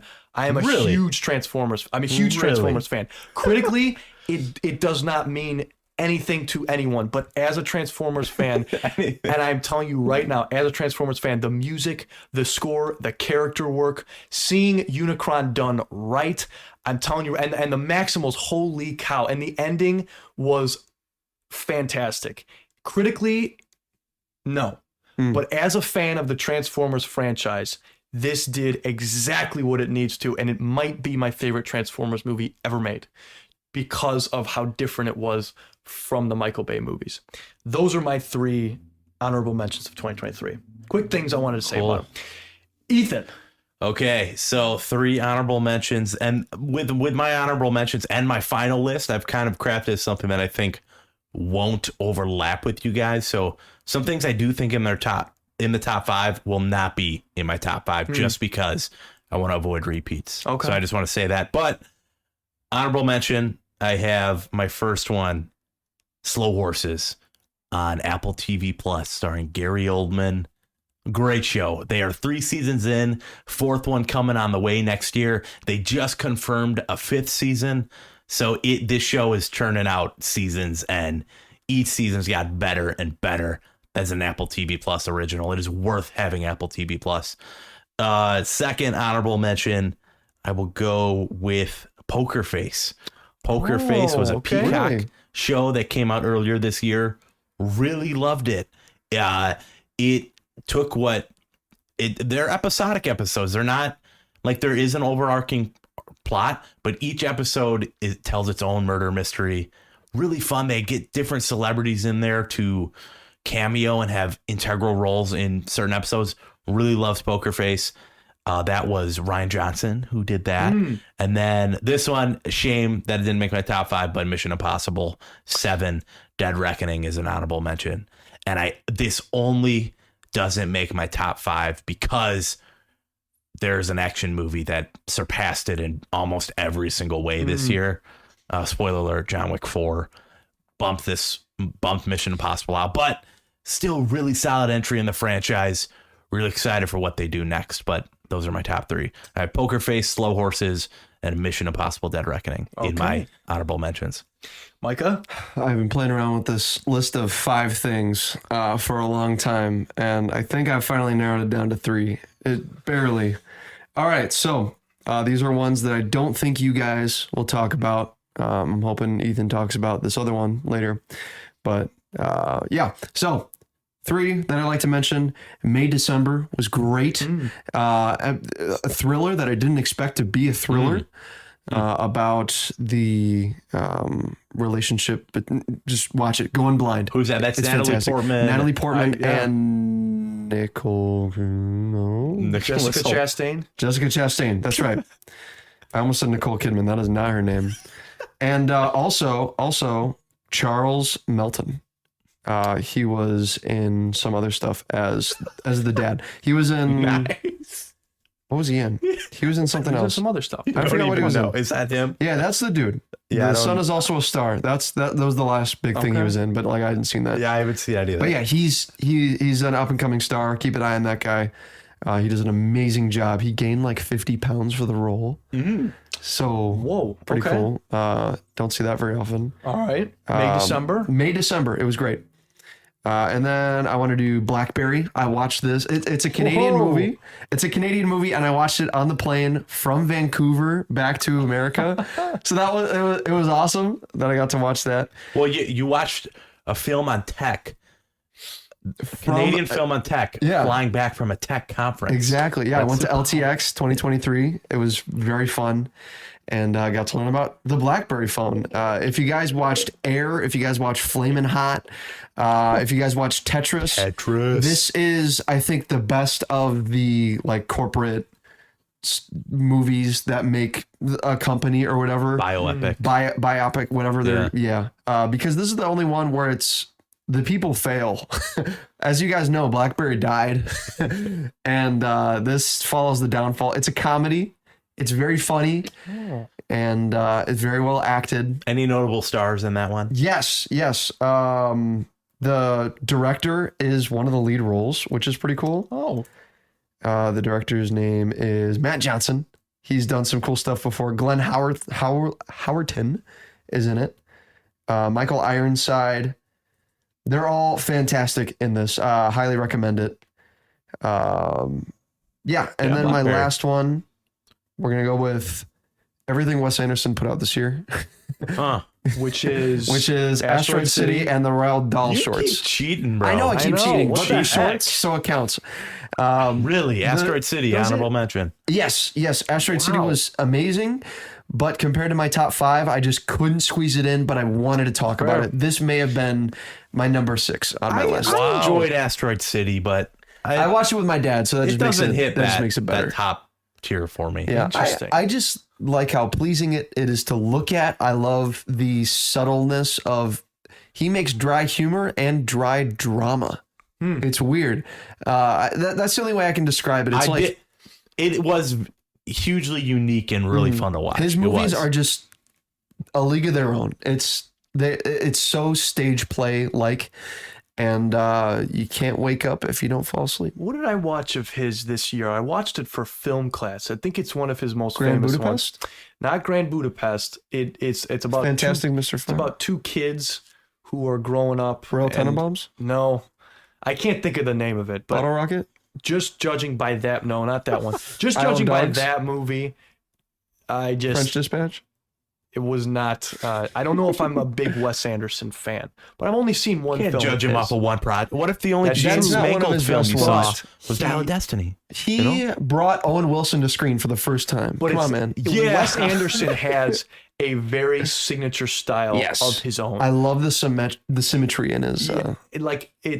And I don't know if I am the biggest fan of that. Just from that one movie that I watched, which I can't even think of the name of it.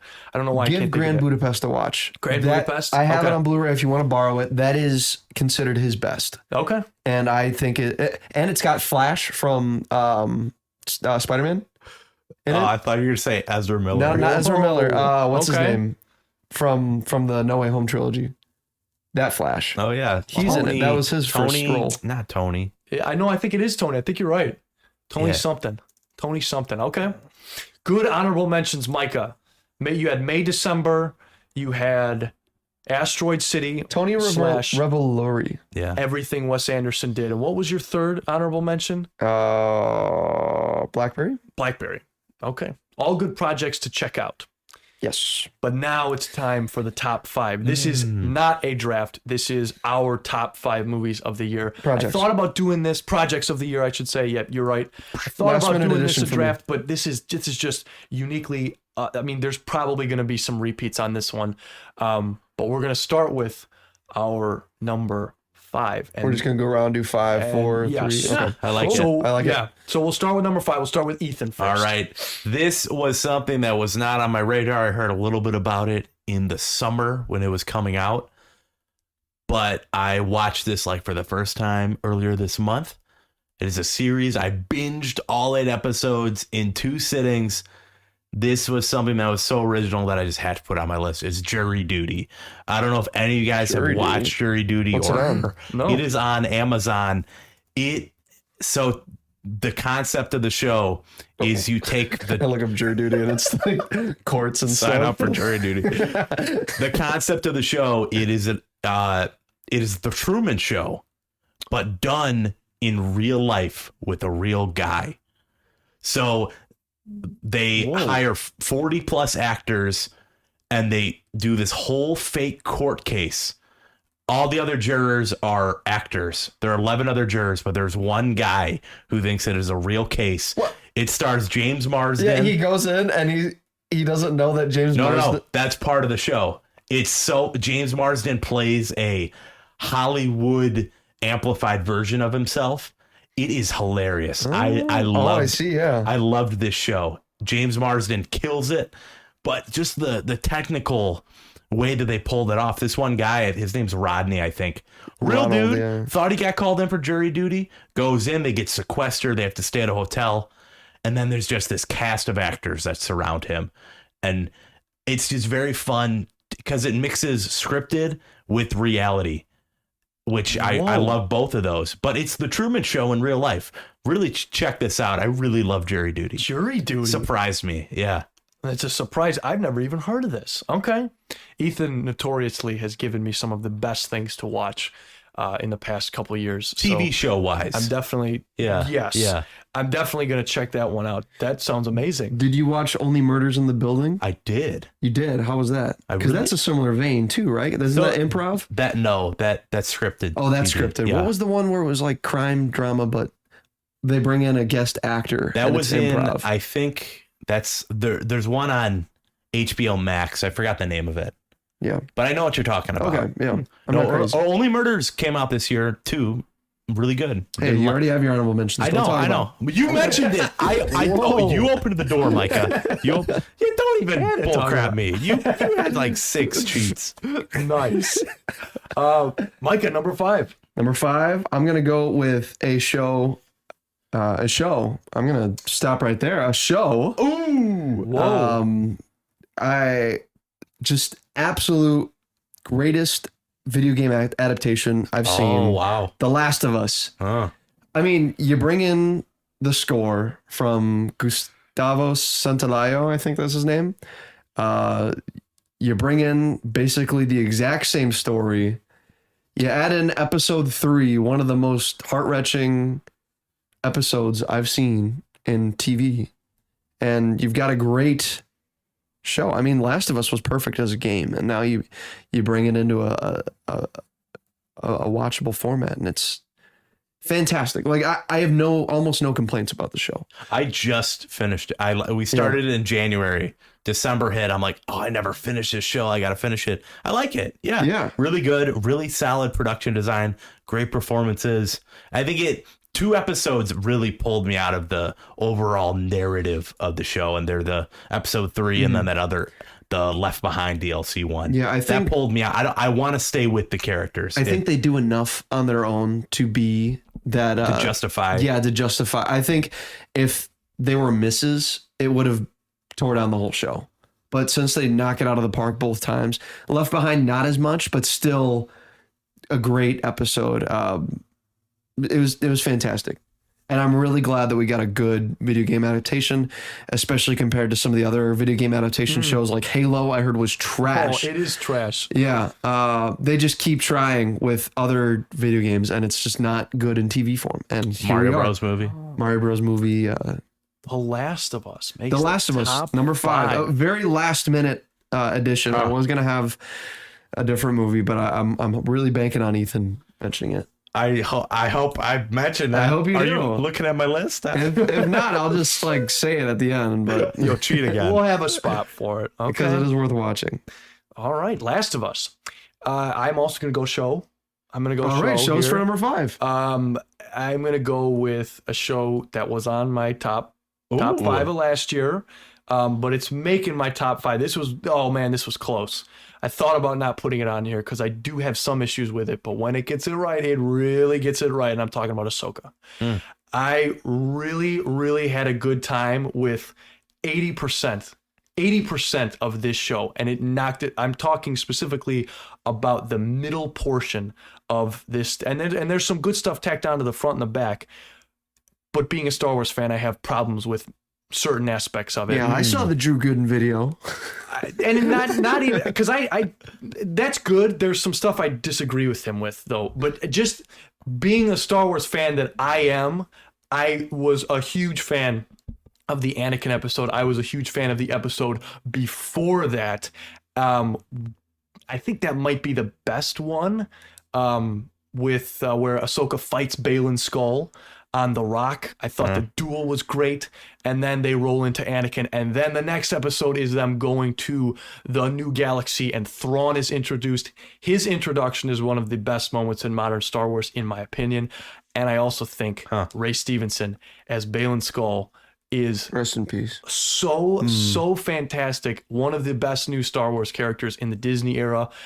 It is so sad that he will not be able to continue that performance. But I really loved Ahsoka. Kevin Kiner he killed it. He killed it on the score for Ahsoka. He did something new to Thrawn's theme that was just fantastic.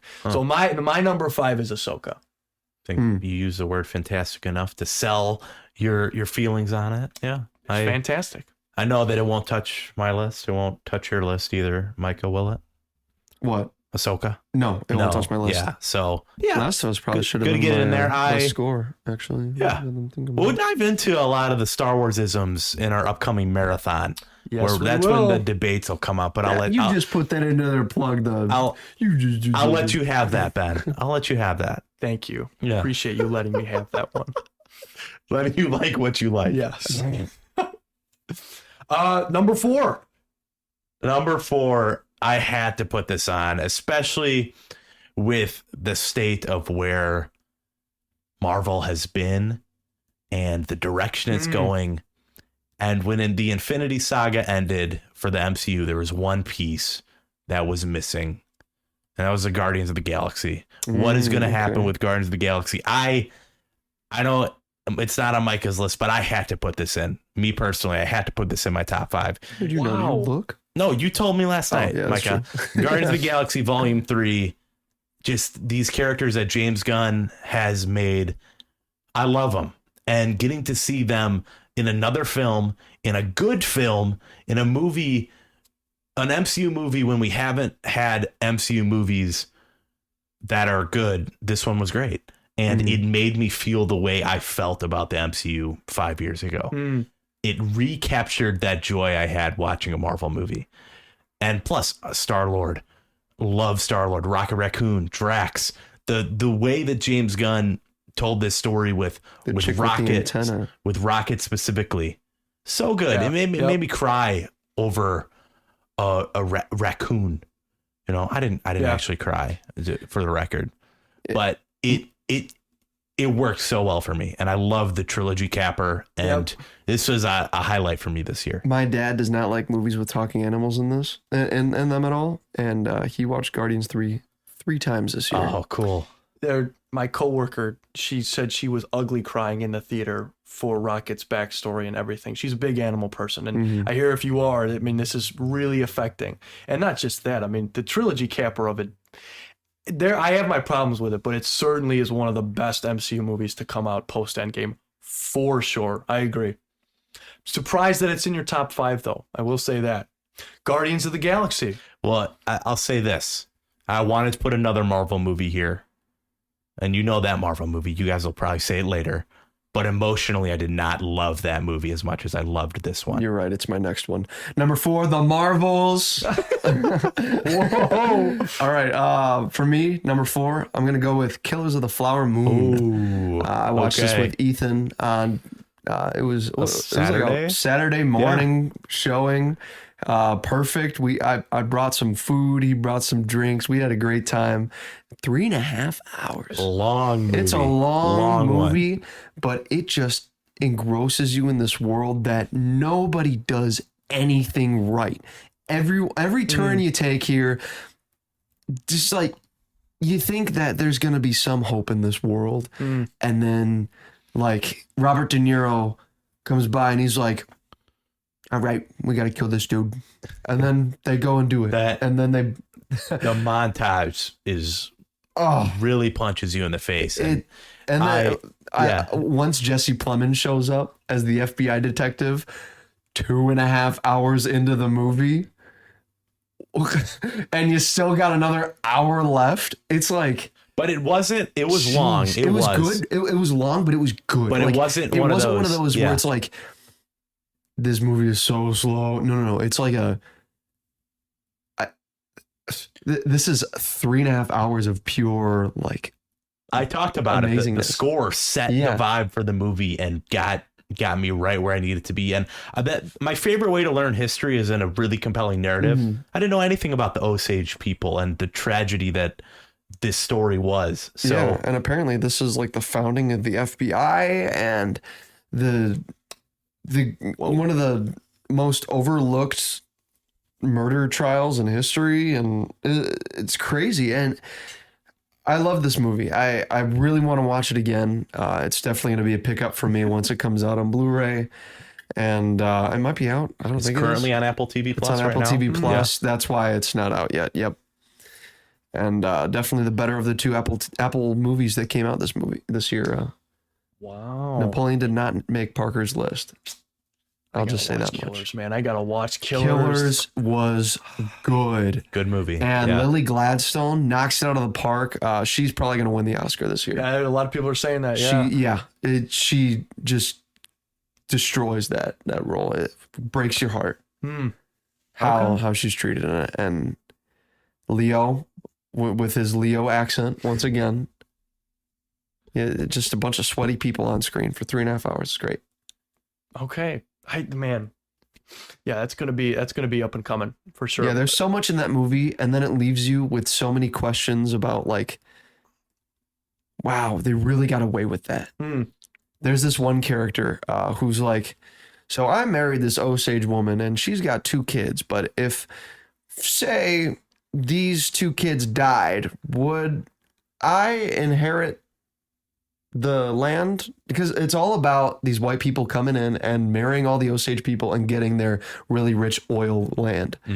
And then the lawyer dude's like, are you implying that you'd murder these kids so that you would get the land? And he's like, No. well, if it'd get me the land, I'm not saying I'd murder them, but would it? Yeah. It's a very morally gray movie. Like every single character has their just absolutely disgusting motive. And Leo is the only one that's like, all right, is he on this side? Is he on that side? Because No he spoilers. I know. For But Leonardo. he loves his Osage wife, actually. He does, yeah. And then the uncle, who is Robert De Niro, keeps pressuring him to, everyone else is, dumping these women in a way, and then getting all the land and being rich. So it's a moral dilemma. Does he want to be rich or does he want to have a wife? Or both? Because you can't have both. Okay. Yeah. I'm looking forward to it. Definitely a watch of the year. Especially because you, Ethan, said that the score is fantastic. Yes. Sets the vibe. Yes. That's the big thing. And I that's love carrying. how they use the Osage people in the movie, like the actual chiefs and stuff are extras or have parts in the movie because it's all filmed on their land. It's great. Okay. Well, you want to talk morally gray? My number 4 is Oppenheimer. Cillian Murphy. I mean, you have every famous white person ever in this movie, pretty much. I mean, and man, do they knock it out of the park. If they weren't in other movies this year, then they're... For 3 hours, man, this flies by. And especially because 3 hours is just 3 hours of conversation. Breakneck speed, man. Like, holy cow. The score, fantastic. We talked about Ludwig Göransson. He is so good. And for a movie being about dropping a bomb, that is probably not the least captivating scene, I'll say that. When it goes quiet in the theater and it's just a bright light, it's pretty insane. I love that moment. But the moment after that, in that gym, as Oppenheimer is sitting there and he's talking about this, and it goes quiet and everyone's cheering, and then he starts to see kind of his work go, what it entails, what he's actually done. Goes to Truman. The ending hour is just a trial with Robert Downey Jr., who gives one of, like, even he made all the money in the world and he still knocked it out of the park in this movie. I mean, he was fantastic. I mean, there's so many things in Oppenheimer that I thought were so good. I wish it would go higher on the list, but there are 3 other movies I think are just a little bit better. But Oppenheimer is my number 4. Number 3, Mr. Wenslaw. Oh, number 3, I got John Wick 4. Ooh. I got John Wick Chapter 4 at number 3. Nice. This, I said it earlier, how Mission Impossible is currently, like, that's my action franchise. I love Mission Impossible, but John Wick 4 surprised me in so many ways. Going into this year, I was like, yeah, John Wick's fine. I wasn't the biggest fan, but John Wick 4 really did it for me. Every action sequence took it to the max. They had multiple different unique action sequences. There was that sequence in the house or whatever, with the room layout where you get the overhead shot. Oh yeah, that's fantastic. You have the stair sequence, and then maybe, I don't know, the only thing about this movie that gets me like kind of upset is fantastic ending. Then like the next week they're like, I don't know, maybe we'll make a 5th one. That is what annoyed me the most. Yes, because I say this is it. You should end John Wick, the character, right now. Absolutely, because perfect ending to the character. Really love John Wick 4. Yes, that's great movie. All I will say. Micah, number 3. Also, the one of the best movie theater experiences when the grandma and her grandkids, grandpa, and 2 grandkids, they walk in and the movie starts. Like the trailers are going, and we're like, "Are you guys here to see John Wick 4?" And we're sitting there, we're debating it. We were like, "Yeah." Are we in the wrong theater? Like, I look at my ticket. I look up at the thing. I'm like, Oh man. and then it's not Paddington 2. Yeah, they were here for Paddington 2. Anyway, we saved some kids' lives that day, Micah. they would have been introduced to one of the best movies of the year. But Right? I mean, the opening shot of What that That's Lawrence great. Fishburne he's like, the mother effing king has arrived. Oh man. Like, that would have been interesting for some So kiddos what- to see. Paddington 2? When did they leave the theater? When Micah told them it Yeah, wasn't yeah. Paddington 2. So Which they is didn't- also a movie I have to Oh, it's- watch because I hear it's great. Same guy did Wonka. Yeah. My number 3 is Wonka. Wonka. No, Spider-Verse. Spider-Verse was the best comic book thing that came out this year, in my opinion. I think that, I mean, the soundtrack, the score, the story, the beautiful animation, just the way it leaves you hanging for the sequel is the only reason why. I mean, but you can't dock points for that because in the future it's going to be fine. You watch it as a double feature, it's great. But right But you now, can't. That's why I didn't make mine. yeah, I why. love the foreshadowing that they put in this.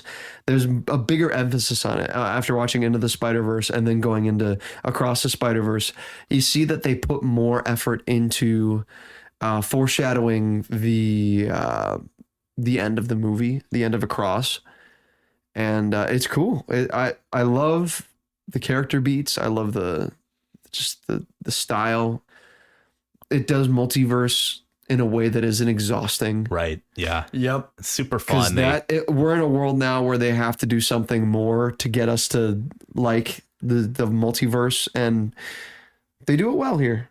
As James Gunn vulgarly puts it, cameo porn. This movie does that in a way that like is super like you're It's like, oh, integrated that's into part the of the plot story. enough Yeah. where, I mean, like we've got what's his name as Donald Prowler, Glover. Donald Glover, hitting it out of the park with a cool little cameo.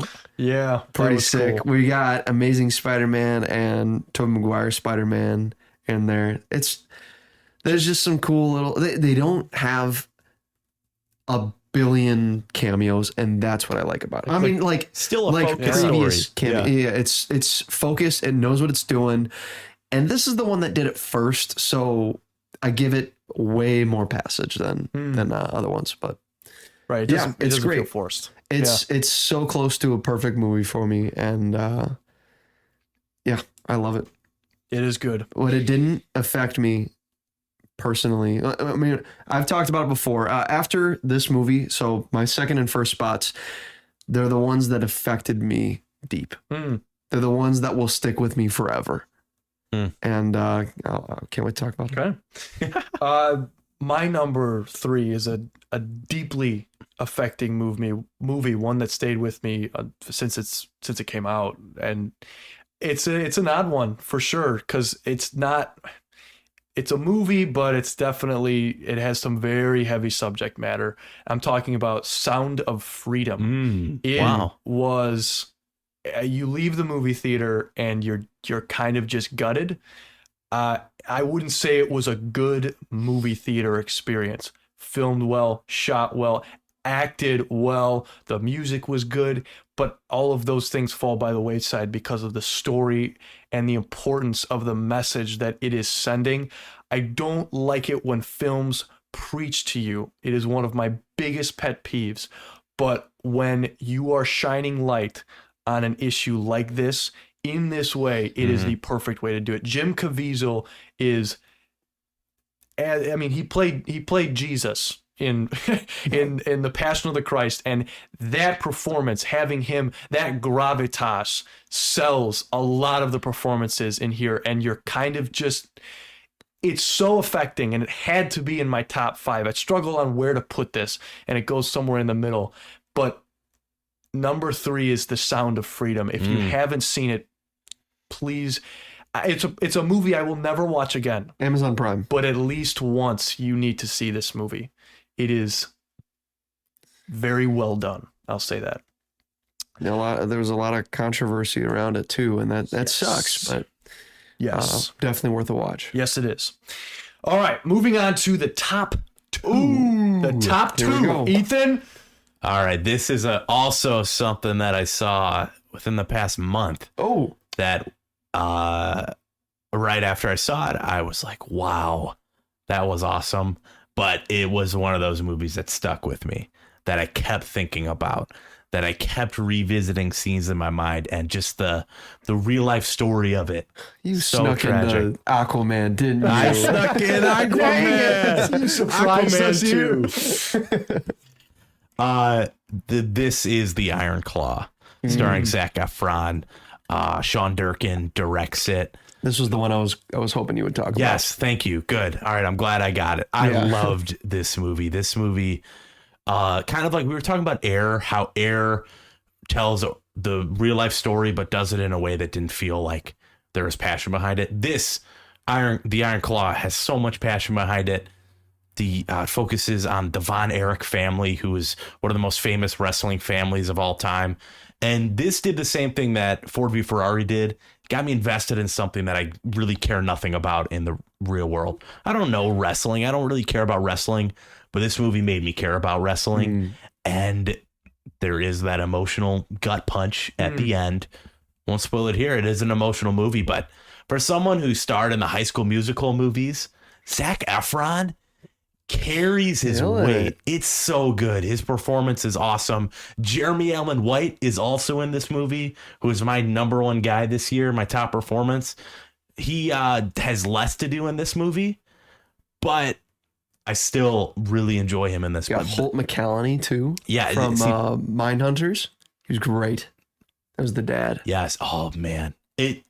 This movie was so sad that they had to cut out one of the brothers because it would have been too much, the director says. Yeah. There was another brother in this movie, but they couldn't fit him in. So I love this movie. I keep revisiting it. I keep thinking about it. The Iron Claw, my number 2 of the year. And spoilers, my top film of the year, The Iron Claw. There we go. So it's your number 2 and number 1 spot? Just say I don't have a film at number 1. Oh, I see. Well, my number 2 and 1, spoiler alert, are movies. And it is my turn, right? Yes, it is. All right. And this is another movie that just caught me by surprise. I saw some great reviews for it. And Rebecca and I, this was not a wide release. This was a very limited release. I had to drive like 25, 30 minutes out to St. Charles to watch it at the theater over there because they weren't showing it anywhere else. And this film I watched just on, it was early enough. It was a matinee showing. It was like a $4 ticket. The theater was packed. I was surprised at how packed this theater was. The Holdovers, just beautiful film. I adore the characters. I just absolutely, Paul Giamatti, let me pull up the cast list real quick. Paul Giamatti just plays this professor who is very strict on his morals. He's like, all right, no second chances. You guys did it, and that's it. So just the pitch of the movie is really cool. Like, Holdovers is just people who have to stay on campus at a private school, or what is it? So it's a private school out in the middle of like nowhere or whatever, and they live on campus. But over winter break, there's a handful of kids who can't, their parents either don't want them home or they are going on vacation without them or whatever. And this is the story of Paul Giamatti and one of the kids, because all the other kids, there was like a group of 5, and we spent a couple days with them, but then the other ones all leave because they get parents' permission. But this poor kid doesn't have parents to, like, his dad unfortunately passed away, and that's in the trailer too. So no spoilers for it. Yeah. And it's just about how books are more than their cover, and these people these are like 5-dimensional characters. They have so many layers. As soon as you think you understand these characters, like, you're introduced to Paul Giamatti's character named Paul, and you're like, oh yeah, that's who he is. But then you go a step further and you see why he's like that, and then you see why he sticks to those values that like build up this character. And then with the kid, Angus, his name is. That's Dominic Sessa. You see where he's Riz coming Master, from. The by the way. Riz The Master Riz himself. It's great. And I really got to see this again. This is, I see so many people comparing it to sitting with a nice blanket around you with a nice hot cup of cocoa. It takes place in the 80s. It's even got the 1980s MPAA rating, like the blue screen instead of the green. Aesthetically rated so R well. at the beginning. Wow. And the old, what was it, Metro Goldwyn, the MGM logo or something? Like some retro Cinemax, maybe. Yeah, it's the old retro feel. It was recorded in mono audio, which just adds a whole different feeling to it. I love it.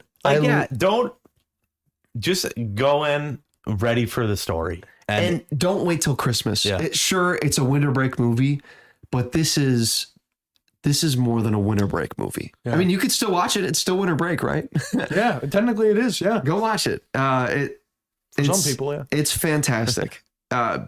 Blew me away with how far these characters go. I could definitely see, though, tons of people not liking this also. Yeah. Because does require you to be Rebecca patient. didn't like it. Rebecca thought it was boring. I personally think this is one of the best character written movie, the best character written movie of the year.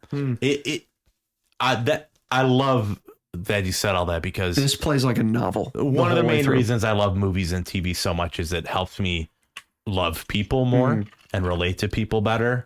This movie does that so well. Yeah. Yeah, Definitely. good number two. This is my recommendation for everyone to watch. Like this is the movie to Oppenheimer is fantastic, Barbie fantastic, all these movies, but out of like the more obscure, this is the 2023 movie that gets my personal recommendation. Okay. Cool. Well, my number 2 is a film that's already been mentioned on the panel for top 5 already. Sorry. And that is the 4th film in an epic franchise, John Wick, Chapter 4. That is my number 2. Me and my dad started this with me, and we've gone to see every single one of the films in theaters since that first one came out, and we had to go see this one. My dad hates long action movies. This is a long action movie. He actually went back to the theaters by himself to go rewatch this movie. Wow. I never thought I'd see that in the history of my life. Now, my dad notwithstanding, who loved this movie, I also loved this movie from the opening in Japan with Hiroyuki Sanada, who is fantastic. They have an epic sword fight in Japan, and then it just goes all across. And the final duel, man, I'm trying to find different things to talk about because you talked about it so well. The final duel is so good. Donnie Yen, who is so good also in this role. I hope if they're gonna do another John Wick movie, he needs to be the focus, in my opinion. Don't do more John Wick. Well, they got one coming out next year, Ballerina. Or someone else. Yeah. Just don't do not Keanu. John Wick. Don't Yeah. do Keanu. The Because Continental also came out this year, right? didn't see that. I Yeah. don't know anyone saw that. I don't think Yeah. anyone thought it was good. No, I don't think so either. That's what turned me off from it. But this was certainly very epic, and the gunplay and action were fantastic. That's my number 2, John Wick, Chapter 4. And now, gentlemen, it's the moment of truth. This is the best project of 2023, starting with Mr. Wenslaw. I think we've all showed our hands pretty well. I think we can all predict what our top 3 are. But mine goes to The Bear. I talked about it earlier with Jeremy Allen White, but this one had to be my best performance and my best project of the year. A show about cooking. Come on. That is not something that I would jump on board with, but the way that they tell it and the characters behind it, specifically this season, first season and second season, completely different. Same characters and same story. They're doing certain things, but this one really was a more character-centered season. Each episode took time with a different character each episode from the kitchen crew. and you got to dive into who they are, what makes them tick. And I loved it. It is just there's a flashback episode with many celebrity cameos. I won't spoil it because you two will watch the show eventually. Great episode. Was that your best of the season? Because I heard a lot of debate over what the best that's episode not of my the season best was. episode of the season because it's a flashback. Takes you out of the actual ongoing story. My best was the finale for me. Okay. There's a How sequence. many episodes in a season? I think it was 8. Okay. You can fact check me on that. Might have been 10. I mean, I watched it like 2 sittings, so pretty quick. But I love The Bear. The Bear is my top show coming out right now. Takes place in Chicago, right? Takes place in Chicago. Mr. Beef. Mr. B follows a guy named Carmy, played by Jeremy Allen White. Cast that surrounds him is really good. The main girl, the other chef, she was in a couple of other things this year. I forget her name, but yeah, really good. The Bear, man. There's a specific one shot in the finale. I think Mike even saw a video on it. There's a one shot in the finale that really impressive. It's not like my favorite thing from the show, but they do so much so well in The Bear. Your recommendation last year was Severance because that was your number one. I am going to watch The Bear this year because that's your number one this year. Wow. I'm just feeding. He's a man who knows his TV. I'm just feeding off of Ethan's TV. Slow horses too. Stuff. Slow horses too. too. Nah, I'm not gonna The watch Bear that. first. Ethan's number one, The Bear. Check it out on Hulu. On Hulu. Yeah. On Hulu. Which I just canceled on accident. Oh boy. So I thought they added it to Disney Plus, but it was a beta. I got boomed. Ouch.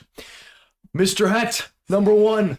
Prometheus stole fire from the gods and gave it to man. For this, he was chained to a rock and tortured for eternity. Oppenheimer is my number one movie of the year, not just because of the film itself, but the experiences that I had with the film, the viewing experience. This is the only movie that I have exclusively seen in IMAX in the theater. True IMAX. More than once. Like in general, full stop. Yeah. Seen it in IMAX only. And I watched this in IMAX digital, and I also watched this in IMAX 70 millimeter. And that was an experience. The first time I watched it with a Barbenheimer. The Barbenheimer experience was fun. So I watched Barbie first in standard, and then I went to Oppenheimer, same theater, right after it. And it just, this movie takes my breath away. I mean, it's a Christopher Nolan film. They all leave you in this sense of awe. Like, did I really just watch this? Did what? Yeah. Like, I get man, what you're and saying. you were talking about it earlier with the score and the ending, but I want to highlight also the beginning.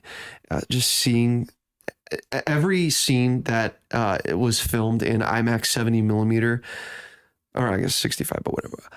With like the 134 by 1 aspect ratio is so just burned into my mind. When he's looking down onto the water droplets, when he's laying in bed and there's the spinning thing, and can you hear the music is playing? Yeah.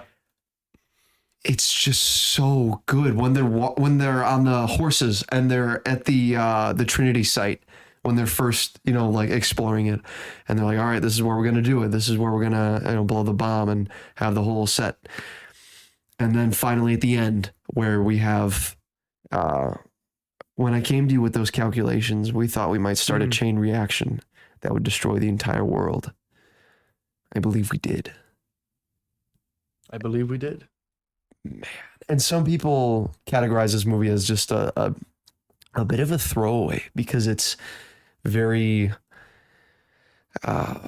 montagey, but It does. It does feel that way. I yeah. think this is the best way you can keep the audience's attention while still including everything that you want to include. The technical prowess that Christopher Nolan shows in this. There are hundreds of special effects shots, but none were computer generated. Insane.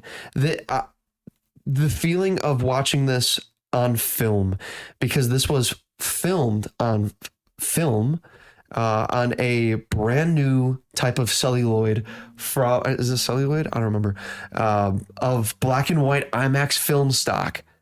Never been done before. It's basically a direct copy from the original film strips. Yeah. That's just a different feeling when the bomb goes off and you can hear the film flipping in the back. That was a out of body experience. Just absolutely magical. Micah really liked Oppenheimer. I love this movie, Yeah. not just because of the movie, but because of the opportunity, the opportunity that you get. The opportunity that you get, that I got to watch this in a format that unfortunately was dying before this came out. And now there could well be a resurgence of 70 millimeter releases. There could be an emphasis on large picture format releases. There could be, I mean, cinema's back, baby. Yeah. Yeah. I mean, a 3-hour movie that is rated R about historical film That almost made $1 billion. that almost made that's crazy. I mean, with the physical release, it's got to be crazy. there. That's crazy. This brought back physical media with Christopher Nolan saying that, like, this is the way we preserve the future. For the future is buying and sure, yeah, it's his movie. Of course, he's gonna say that, but it's true. With so you many, believe what he's saying. with so many movies. I mean, it's got a bonus disc. How many movies come with a bonus disc anymore? With just special features, over 3 hours of special features that are actually like meaningful. And with so many movies that are coming out on strictly streaming that we probably won't get a physical release for. We were lucky enough to get WandaVision, Loki, Mandalorian 1 and 2 in a physical release. Like Willow, the TV show, sure, it may have sucked, but it's gone. You can't watch that. yeah, right. It's not a You Disney can't Plus watch that anymore. legally. We have a movie called 28 Days Later, also starring Cillian Murphy. You can't stream that. You can't buy that. The only way you can buy it is if you buy the out of print DVD, which is a lot less rare than the completely rare Blu-ray. Deemed as one of a great indie genre of the early 2000s of horror movie. Oppenheimer really pulled up so many different pillars of cinema, and for that I have to applaud it. Film, like film reels, physical media, going to the theater in general, double features with Barbenheimer. Yeah. I mean, it's amazing this movie did so well. It's amazing to me. I'm very, very glad that this movie did well. And happy that it did. Yes. 'Cause, And Robert Downey Jr.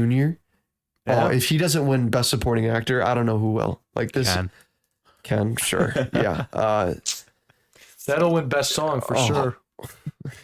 I don't think it was nominated, right? I don't think it was. I don't think it was. Asteroid City Come was out- nominated for its Alien song. Did you they see that? come out Or with- no, it's in the short list. They Short come- list they- is out. Okay, I But was the like, official lists are not out. so I'm Knuff was not on there? I don't think it was. I'm just Ken. I personally What? did not see Oppenheimer in theaters, guys. Did you So, see it at all? I did. I really liked it.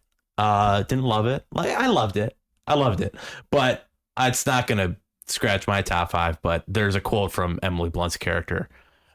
It's that scene right after killing. They're like in the desert and he's off his horse, and she says this to him. She says, "You don't get to commit the sin and then ask us all to feel sorry for you when there are consequences." That is something that you can pluck right out of that movie and apply to any situation in your life. As a religious man, sin carries weight. And I love that statement. Also, as a religious man, I didn't see this movie in theaters because of the nudity. Just got to state that. That's why I avoided the cinema for this, guys. This is one of the movies where, while I am, all for let's not have nudity in movies, this is the one where I feel there is some justification to having it, because Christopher Nolan isn't a nudity in movies kind of guy. Like Never has been before. He never has been before. He has, right? I think there's one other movie he's had. Maybe. I don't think so. But in Oppenheimer, there there is some reason, there is some tension that is added with it. You are supposed to feel uncomfortable with it. And that's all I'll say. I'm not going to defend like having nudity in Michael movies, likes porno, guys. Yeah, We got that. Yeah, that's We'll what write it that is. down. That's exactly what it is. But I think this is one of the few times where I can say that it is tasteful nudity. Artistic, as Twitch would put it. Yeah. You can stream this on Twitch. Nice.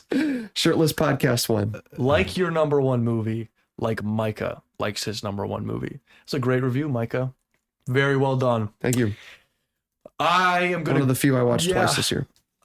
I think it's obvious. My number one is Spider-Man Into the Spider-Verse. Across the Spider-Verse, I should say. Spider-Man low budget? Oh, man. Okay. I didn't know that was in contention. That would be the best Spider-Man movie of the year. It's obviously Across the Spider-Verse. In my opinion, there is nothing closer. This is by far the best movie of 2023. For me, by a long shot. From the start, I was kind of, it starts off in Gwen's world, beautiful animation, but I don't know if I was completely engaged from the start, but literally from 10 minutes in, I'm fully engaged with a different Spider-Man than Miles Morales. And then they give you Miles Morales, and then they intertwine their stories again with two. I love that Gwen takes a bigger portion of this movie, its runtime. It also helps that she has a great musical theme and a great art. I mean the art direction in this, just Hobie, the character Hobie Brown, Spider-Punk was so good. And then I was a little sad that Nick Cage didn't, but he's going to be in Beyond the Spider-Verse. Do we have a release date for that yet? Also, because soon. I'll say that was what I was. I left the theater and I'm wanting more. So much I'm wanting more because the cliffhanger is so good. It doesn't leave you upset. It just leaves you wanting the next movie now. And because what you just watched in 2 hours and 20 minutes is fantastic. You didn't talk about Spider-Man 2099. Holy cow, is he absolutely great. Great theme too. His theme is great. I didn't even say that. He has some really cool character themes and ticks that I'm thinking they might go ahead with in Beyond the Spider-Verse. There's that moment in the beginning scene where he comes out and helps Gwen, and he tries to bite that guy, and he has vampire teeth, and that kind of gets forgotten about. But in the Spider-Verse comics, vampires are a big portion of that. I don't know if they'll lean into it at all, but it is strange that a Spider-Man 2099 has vampire teeth. So I'm hoping they do that. But I mean, I'm blanking on the name of the character. Spot? No, not Spot. The name of the actor who played Spider-Man 2099. Oscar Isaac. Thank you. Poe Dameron. He was so good.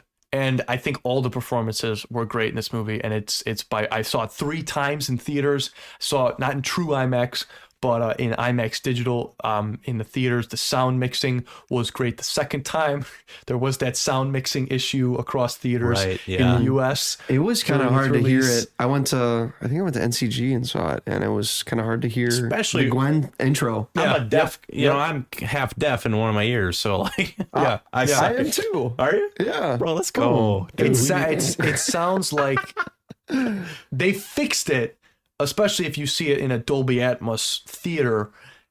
But I mean, that first viewing was a little rough. They didn't have that patched yet. And it sounds like they were patching the movie even while it was in theaters.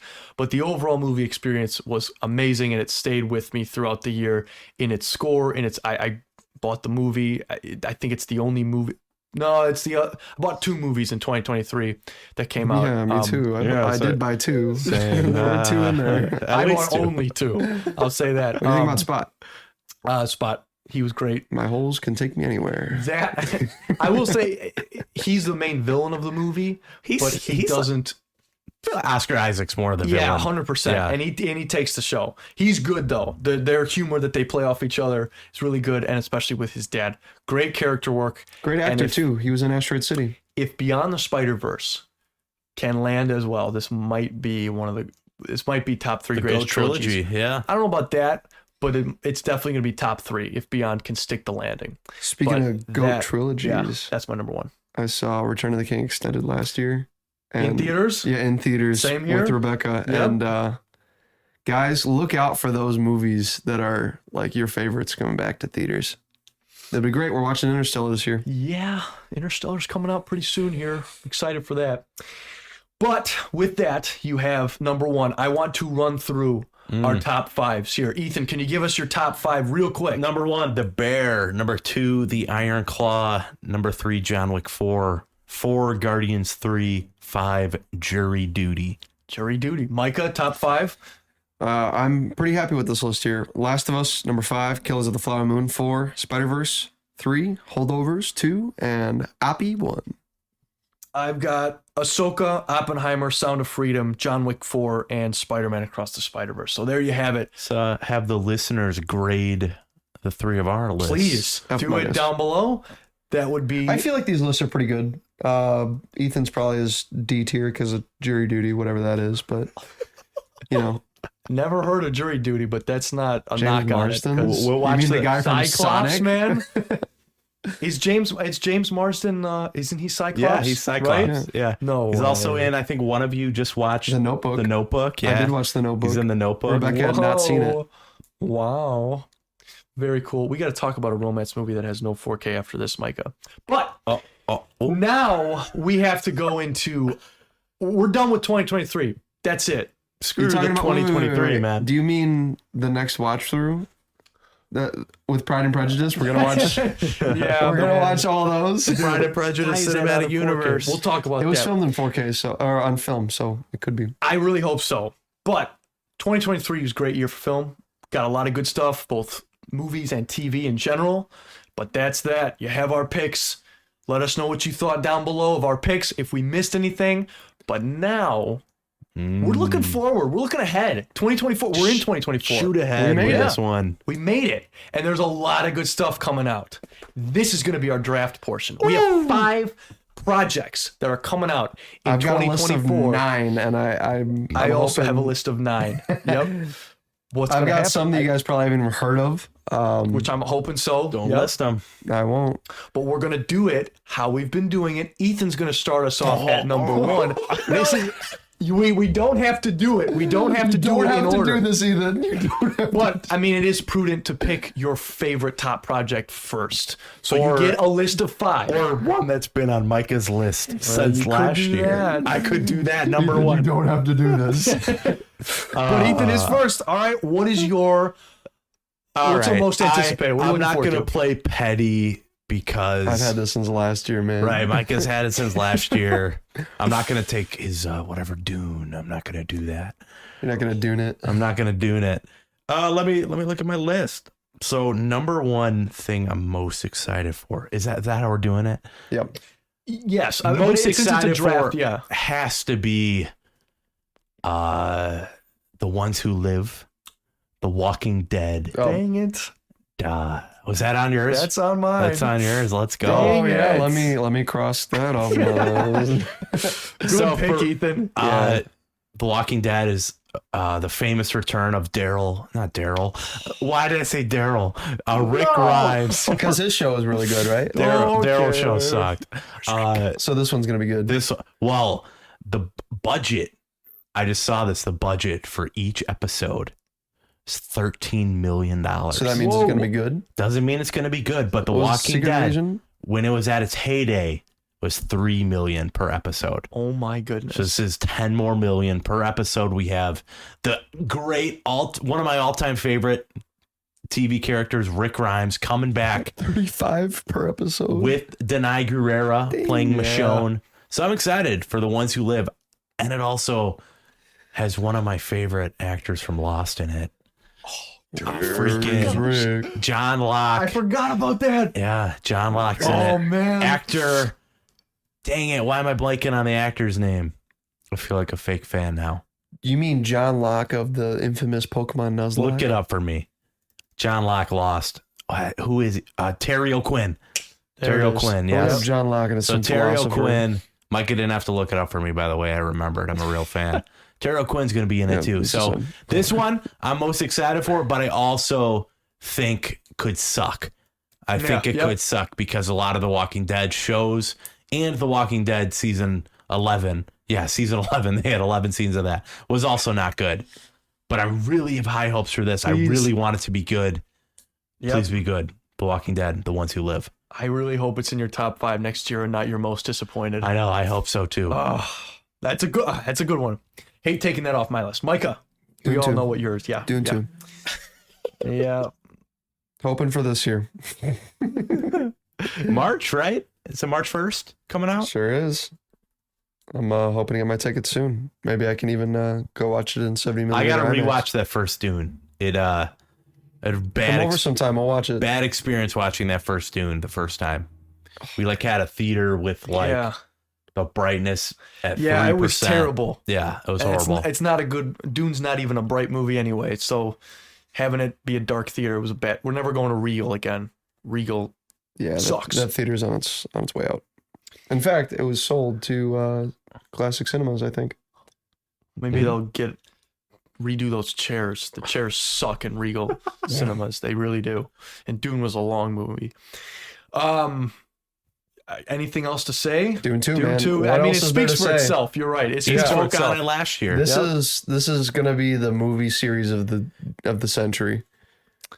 Because I love Dune. All right, man. Okay.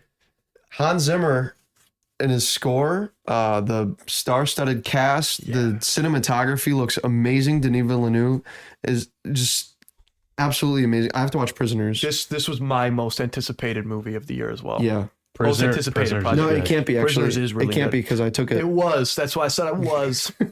It was. I drafted it. Ooh, Ben's 0 for 2. Yeah, Prisoners is on Netflix, so I got to watch it. Yeah, Prisoner. Oh, you'll love Prisoners. I didn't know it was Denis until this week. Hugh Jackman is great in that movie. So is Jake Gyllenhaal. Jake Gyllenhaal. I'm gonna go with. You can't do that one. I'll just go with Deadpool 3. Oh, okay. I'm gonna go with Deadpool 3. Not my most anticipated. Nice safe pick from Ben. But I love the direction and everything I'm seeing from the production set photos from Deadpool 3. I'm really hoping that this does multiverse in a fun way. Deadpool can call out a lot of the stuff that's been going on in Hollywood recently, especially from a Marvel standpoint. I'm really hoping he does not hold back. I'm hoping that since now Disney's kind of opening up to that they do make it rated R. I am all for that, and it also confirmed it's rated R. Great, even better. That wish granted. And we hear just from the Marvel movie marathon, from that perspective, having that come up and hearing all the rumors surrounding the cast and maybe cameos. It's just for us three. I think it's going to be a special for us. Yes, yeah, I think so. Who watched all the Trek of Daredevil? Who watched Elektra, the Fantastic Four, all the X-Men movies? Yeah. Deadpool 3 is my pick. I'm also super. Rumors of the TVA going to be in it. Yeah. Also, just it seems like everyone behind it is just really passionate.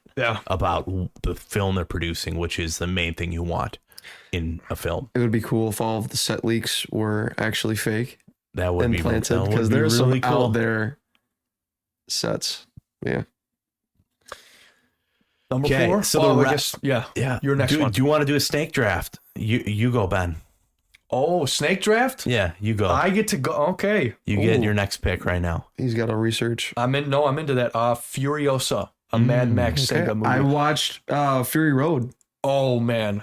Like dad movie. Yeah. I saw your review. It's a good dad movie. It's also a really freaking good movie too. I love Fury Road. It's one of my favorite movies ever made.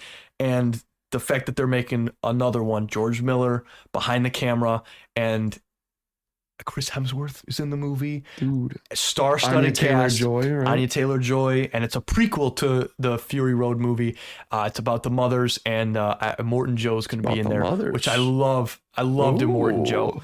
So having a prequel, setting that up, I'm great looking for. This is one of those movies. I'm picking this one because I have such a faith that it's going to be good. It's just going to be a good movie because there's passion behind it. This isn't a franchise movie that they're banging out because they've got to release another one.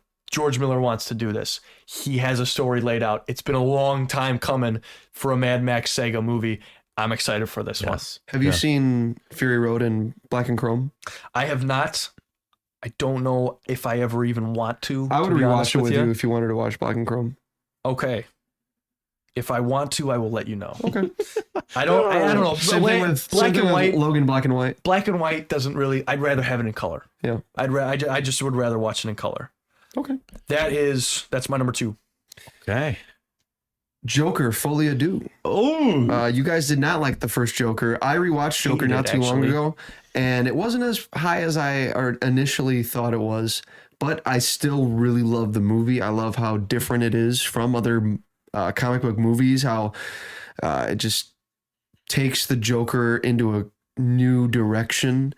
It's not trying to be Heath Ledger Joker. It's not trying to be something else. It's its own thing, and I really appreciate that. Folie à Deux, and right? apparently this is a musical. Yeah, So, with Lady Gaga is Harley Quinn. Yeah. I'm glad you grabbed this because I wasn't going I to. know you guys weren't grab going to it. get it, so that's why I don't even know if got people it. who love the first Joker would take this. I don't this know. is I'm a- excited. Because of Lady Gaga, because it's a musical, it's so different from the I first think this one. is going to be a very interesting film to watch. I agree. It was Interesting. one of the first movies that I think the first movie that I bought an IMAX ticket for. Back when the Imagine Theater was a true IMAX, that was an amazing theater. I'm so sad it's not IMAX anymore. But yeah, it's great. Yeah. Okay. So if we want to talk about multiverses collide, let's pluck 2 actors from 2 of the biggest performing films this year. Let's pluck them. And then also a director that appeared on our marathon this year. So I'm going to take The Fall Guy, which is a David Leitch film. And if you don't know David Leitch, he did Bullet Train. He did, the first John Wick. He did Deadpool 2. So he's got some... Directed? No, did I say David Leitch? Yeah. Chad click that. Stahelski, are you talking about? Fast and Furious, Hobbs and Shaw. Right. He did Deadpool Atomic 2, right? Blonde. He did a Deadpool 2, yep. Yeah. Yeah. David Leitch. You said John Wick. He did the first John Wick. That's Chad Stahelski, I No, believe. go to the first John Wick. David Leitch was part of that. He might have been a part of it. I thought you said directed it, though. I think he co-directed it. Co-produced the first 3. And He's Continental. got a hand in that. I mean... So I'm excited for that. Yeah. And of course, it stars He did Ryan additional Gosling. directing for a lot of stuff. Stars Ryan Oh, Gosling yeah. and Oh, and yeah. Emily Blunt. Those are the 2 actors. You got Emily Blunt from Oppenheimer. You got Ryan Gosling from Barbie. This movie's just about a stuntman who he plays understudy, or he plays a stuntman for this guy who goes missing, who's played by also James Arnold Taylor, Kraven the Hunter. So James Arnold Taylor's in this movie. Everything about this movie looks really fun to me. It just like Ben with Furiosa. This is one of those movies that I just really hope is good, and I think it could be. Okay. Taking Winston that. Duke in this bad boy, Yeah, too. The Fall Guy. You're going again, Ethan. I'm going draft. again. Yeah, snake draft. Ooh. All right, I'll just do it just because it's so soon. I'll do Echo. I'll take Echo because we talked about earlier, MCU losing a lot of steam, not a lot of stuff, not a lot of passion behind a lot of these projects, but something I have a lot of passion for is the Daredevil universe and the Netflix Daredevil universe, and this Echo is really tying into that. We just saw a trailer that directly linked this Kingpin, this Daredevil to the show for Echo. So I'm really excited for Echo. It's going to be 5 episodes, all going to drop same day, January 9th. We can binge it the day it drops. So we'll see. We'll see if it's good. I don't know if it'll be good, but I am excited to watch it. Yeah. Good pick. Mm-hmm. I don't know where to have my expectations for this because everything I've heard about it says it's not good, but they trimmed it down, and Kingpin, Vincent D'Onofrio, looks like he's going to have a pretty big role to play. And if it's, I don't care what show you're in, if you're watching Vincent D'Onofrio's Kingpin, like That's a reason to watch the You have show a fun on its time. own. Yeah. I mean, Daredevil's also in it. So, like, I mean, that trailer did get me pretty hyped today. So, good pick. Micah, next one. On the topic of movies starring Aaron Taylor Johnson and Nicholas Hoult, Nosferatu 2024 by Robert Eggers. The next in the Robert Eggers movies coming out. It's fourth one, right? I believe so, yeah. We've got Bill Skarsgård. We've got Lily Rose Depp. We've got Willem Dafoe. We've got Nicholas Hoult, Aaron Taylor Johnson. We've got tons of great, weird-looking characters in this movie. I watched the original Nosferatu, the silent French film. German film? German. And with Parker. And it was definitely interesting. And the early pictures, the promo pictures of Willem Dafoe in this, it's going to be a pretty horrifying movie. I'm excited. My extent of knowledge regarding Nosferatu is SpongeBob, that one SpongeBob episode. That's all I know about the character of Nosferatu. Yeah. But Robert Eggers. Yeah, Nicholas Hoult. Looks weird. Probably it'll be weird too. Oh, yeah. Because all his movies are pretty weird. A gothic tale of obsession between a haunted young woman and the terrifying vampire infatuated with her. Yep. And that's who's about playing as simple as it Nosferatu? gets. I believe Bill Skarsgård. Bill Skarsgård. Yeah, that's right. That's right. That sounds right. Okay. And then Willem Dafoe plays this weird guy. Okay, I have. Ooh. I am going to go with, because I need more time to think, and I know you guys are going to pick this one, Transformers 1. This is an animated Transformers I didn't prequel know this was coming movie. out. Wow. And it should be coming out August, September You can time. have it. Yeah, that's Chris Hemsworth is playing Optimus Prime. Brian Tyree Henry is voicing Megatron, and I believe Scarlett Johansson is in here voicing another one. This is a huge star-studded cast, and it's detailing the origins of the Transformers on Cybertron, their war, and how Optimus and Megatron become enemies. John and Hamm. I could not be more excited about this. Yeah, John Hamm's in it Sentinel too. Prime. Keegan-Michael Key is Oh, Bumblebee. he's Sentinel Prime? Yeah. Dude. Lawrence Fishburne as Alpha Trion. If you are a fan of Brian Tyree Transformers, Henry as Megatron. Dude. this is a must-watch movie. I'm hoping they give it the Spider-Verse treatment where they go all out in the animation. If you're doing a Transformers movie on Cybertron, you got to make it animated. That's the only way it'll be any way profitable, because it'll be too expensive. So this is the way to go. But if you give them good designs and a good score, this movie's going to knock it out of the park. And I hope this is good. And Is it Sony Pictures Animation? Yeah. I don't know. It says that in the trivia that it's similar animation style to Mitchell's vs. Machines, which that's really good animation too. I don't know. I know it's connected to a big studio. I just don't know the art style. 2024. September 13th. I am greatly looking forward to Transformers 1. Paramount Animation. Yep. Yeah, that's what it is. I am also going to go with I'll go Lord of the Rings, The War of the Rohirrim, coming out in December. This is also an animated film. What number is this? Is that 4? These aren't really in order, Oh, okay. but I know, just like our 4th one though. yeah, this is fourth. Yep. Fourth pick. Okay. I don't really know anything about this movie, to be honest, other than it's the tale of Helm Hammerhand and the origins of Helm's Deep, which we all know from that epic battle in the Two Towers. Other than that, I know nothing. But it is a Lord of the Rings project that's been in the works for a long time, and it's coming out in theaters. So here's hoping it's good. Greatly looking forward to Lord of the Rings Return, War of the Rohirrim. Micah, number 4. All right. I'm going to go with a curveball here that you guys may not have heard of, called Mickey 17 by Bong Joon-ho. If you guys remember him from... Oh, this is Robert Pattinson. Yeah. The guy who did Parasite. So, real quick synopsis. Mickey 17 is an expendable, a disposable employee on a human expedition sent to colonize the ice world Niflheim. After one iteration dies, a new body is regenerated with most of its memories intact. Yeah, Mark Ruffalo, with his, I guess, acting resurgence after he lost Incredible Hulk. We got Steven Yeun in that. But yeah, Bong Joon-ho. Really? Yeah. So Steven Yeun? Steven Yeun. Oh, Tony Collette. good Naomi pick Ackie. then, Yeah. Micah. When's that come out? This is already in, I believe it's already in film fests. I don't know when. Release date, yeah. Release date 2020, March 29th. Wow, that's coming Okay, out. cool. Pretty soon. I'm looking forward to it. I don't know if I'll see it in theaters, but like it's one that I'm looking forward to. Yeah. Like if I get to it. Kind of like Argyle. That's another one where I'm Yeah. like, yeah, if I get to it. Okay. Ethan, number 4. No, so I get 4 and 5. Yep. Right, I get to close this out. So let's see. Why not? You just named it. I'll take Argyle. There you go. Because it just looks like a good time. I don't know if it'll be good. It's Matthew Vaughn who did X-Men First Class Peak. and some other things, but You're just gonna watch for Dua Lipa. right, Dua Lipa, Henry Cavill, Bryce Dallas Howard, Bryan Cranston, really stacked cast.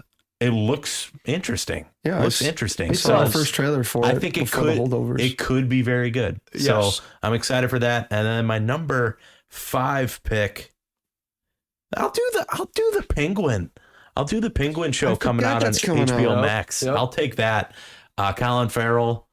This is Matt Reeves, correct? He's gonna do the Penguin show. Oh, I got to look into this one. I know he is producing it for sure. I don't know if he's directing it though. I think this has potential to be really good. So I like Colin Farrell. I like his Penguin. He's producing And it. I like mobster-esque stuff. So let's see what they do with Yeah. the Penguin. I'll take that at 5. Think Right. Batman's going to show up? Written by Lauren I don't know. LaFranc. If he does, that'd be really fun. We'll see. They don't Okay. have a director for it? Yes, Craig Zobel. Oh, there we go. I see it now. Cool. He is the director for that. I like it. The Penguin. It is. Yeah, wait. I don't know what IMDb's talking about. All right, Micah. I'm not gonna strike out on another won't be released, so I'm not going to say Severance. Right. Or that's why I didn't say The Bear. Yeah, Because I don't want to not have a released one. exactly. But Severance is a good Severance like would maybe. be, but I'm gonna say you know what? I've been doing it all night. I'm gonna break the mold again. A triple movie for this one. We're doing the Sony releases. The Sony. Yes. We're doing Craven, Madam Web, and Venom. I'll let you have that one, Micah. You can have that, Micah. Okay. I knew right. you guys wouldn't care. So I'm doing that just because I know that they're stupid and I know which one Ben's gonna take. 3 of those so- equal one movie. You know what Yeah. I'm going to take? Yeah, I know you're gonna take. I don't think you do, man. Oh, I don't. Nope. You're gonna take Bob Marley. Nope. Oh, What I don't- were you thinking he's What do going you to think take? I'm going to take? Kingdom. Nope. Oh, Oh, never mind then. Kingdom of the Planet of the Apes. That's a good one that I am Yeah. looking forward to, but All right, Ben, what's your 5th pick? I'm going to do what Micah's doing and breaking the mold. But since this is 2 No, I broke projects the you mold. guys You're just won't walking care through about, it's okay. And this kind of falls under Star Wars animation in general, Bad Batch Season 3 and Tales of the Jedi Season 2, both of which I am looking forward to more than Oh, The Acolyte Really? and Skeleton Crew. Huh. Star Wars animation, in my opinion, when's Acolyte coming? has trumped Star Wars live action in a lot of ways. That's because Ben Since didn't Disney think has Andor was taken over, spectacular. The Bad Batch Season 2 has a lot going for it. The trailer looks really good. Season 3. Season 3. Yeah.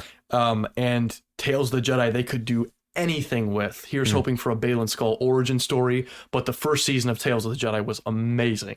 So if they can maybe up the episode length and quantity, that would be awesome. But I'm not holding. I just think that these are going to be really good. I have faith in Star Wars animation where I don't in live action, so I can count on these to be good. But those are my. That's Are you my. excited for Acolyte at all, or? I have no reason to be excited yet. There's been no trailer, and everything I've heard outside of that, most of what I've heard outside of that has not made me too optimistic. I think it'll be fun.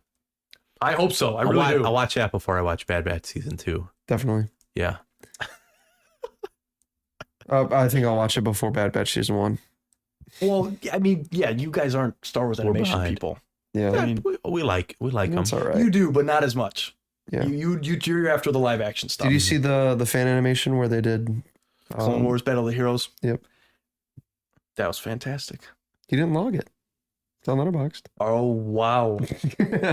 Well, I know what I'm doing once we're done recording here, which Speaking that of wraps which- it up, right? That's Yeah. it. That wraps it up. We're here. We're here. 2024. I've talked about everything I wanted to say. Okay. Kingdom of the Planet of the Apes, Civil War. A few things that didn't get mentioned, though. That's coming out in 2024. Avatar: The Last Airbender. If Wow, you're a look fan at of this guy that. getting all his. Well, these aren't on my, Ultimate it's cheats. just things you should know about. You guys said The Acolyte. Gladiator 2 is getting a sequel in 2024. Godzilla versus Kong. If you're a fan of the MonsterVerse, that's getting another one. I don't Godzilla really and think Kong. we are. Godzilla minus one was Wednesday good, season 2. though. Wednesday season 2. Yes, come on. The first season was fun. Umbrella see it? Academy season 4, the final season. About time. About time. Have you seen any of that, Micah? No. Good show. Really fun show. Anything else we're missing? You said Kingdom of the Planet of the Apes. Mm-hmm. I don't think we're missing anything else. Oh, Inside Out 2 could Inside be Out good. 2, yeah. The first Inside Out, my brother Marcus was watching it yesterday, and I just got sucked into that. Love that first movie. So Lisa Frankenstein looks fun. That's Robin Williams' daughter's first directorial debut. Zelda Williams. Zelda. Yeah. Bob Martin. Named actually after is Zelda. Despicable Me 4 coming out? It is. Yeah. There's the Yeah. Mean Girls Mean musical. Girls, yep. That was fun to watch. I watched the musical in Chicago. And then to wrap things up, Bob Marley, I hear. Looks alright. I don't know if, just judging from now, I don't know if 2024 will reach the heights that was 2023. But I will say I'm more optimistic about the But a lot of movies. us stuff on our list were kind of surprises per se. Yes. Yeah. Yes. Very true. Oh, Ghostbusters Frozen Empire. If you're That's a fan of coming that, out, too. yep. That one's coming out. Godzilla X Kong, The New Empire. Rebel Moon 2. Rebel Moon 2. If you're a fan of excited that for first one, which I don't know anyone who was. Challengers, the Cringe Zendaya movie. Civil War. I think that looks yeah, pretty good. that does look good. Yeah. Yep. Fall Guy. I think that's about everything. If looks iffy. And if we missed something, I know there's an It prequel TV show coming out this year. I'm a big fan of the It franchise, so look Bad out Boys for that. 4. Quiet Place Day 1. That's true. That one's coming out too. Certainly, Twisters. yeah, Twisters. there's certainly a lot to sink your teeth into in There's a lot. 2024. Borderlands movie. Untitled Alien movie. Yeah, there's a lot. I'm hoping. done. I'm hoping I'm done. I'm hoping to watch more, though. I'll say that. I'm hoping to watch more because I think there's less out that demands my attention that's coming out in 2024. So Yeah. I want to watch the best. Like I also want to catch up. You don't have like 6 So- Marvel shows you got to watch. Exactly. 2023 Although I was do Although I have think one there are coming out 4 next week. Marvel shows. yeah. 2023 was the year that I Covenant of watched Chaos the is most. next year. I watched the most movies that came out this year. I think that's Nice. yeah. Wow. Nice. That was a great No, like statement. You No, like- watched like more the movies than most- you ever have. no, Is no, that no. what you're From saying? like a year that was released.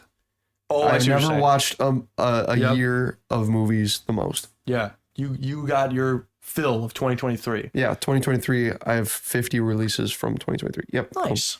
So if there's anything we missed in this insanely long podcast, please let us know down below. But this has been the Multiverse Award for Multiverse Monologues. You guys know what's coming up. If you're still listening, we've got the Star Wars Marathon Star Wars. coming right along the way. Let me tell you, I'm very excited to start that one for sure. But next week But next week, you can take it away, Micah, because we have the Multiverse Monologues Marvel Movie Yes. Marathon movie review list. Really kind of like we're building up steam for Star Wars, and we're like, oh wait, we got to re-look at our marathon. Just So, to give us a cap on the first, how many movies was that? Like 57. billion?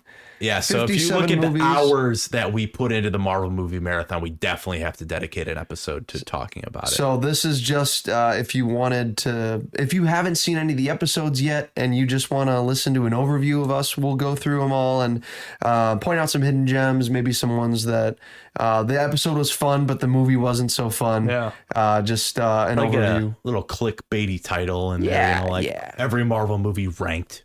It's just Yeah. three boring dudes talking about their ranking. Yeah. So But before we get to Star Wars, we got to clean up shop on the old stuff. So Yes. definitely not a throwaway episode. It'll be a lot of fun. Oh, I can't wait. Yeah, I mean, just like this episode, we had a lot of preparing to do. I mean, 57 movies. Any excuse to talk about Punisher 2008 is, a reason for me. Let's just say that. Oh boy. So look forward to those things coming up. Star Wars Marathon. Thanks for sticking with us. Yeah, this has been a lot of fun for us. I know. I love talking movies with you guys. I love it. It's one of my favorite things to do. And Welcome to TV shows. 2024. Yes. We got a big year ahead of us. Yep. And we'll be back around this time next year with the Multiverse Awards for 2024. That's right. So look forward to all that. For now, this is Ben Rayside. I'm just Ken. And I'm Destroyer of Worlds. Signing off. We all hope you have a fantastic day.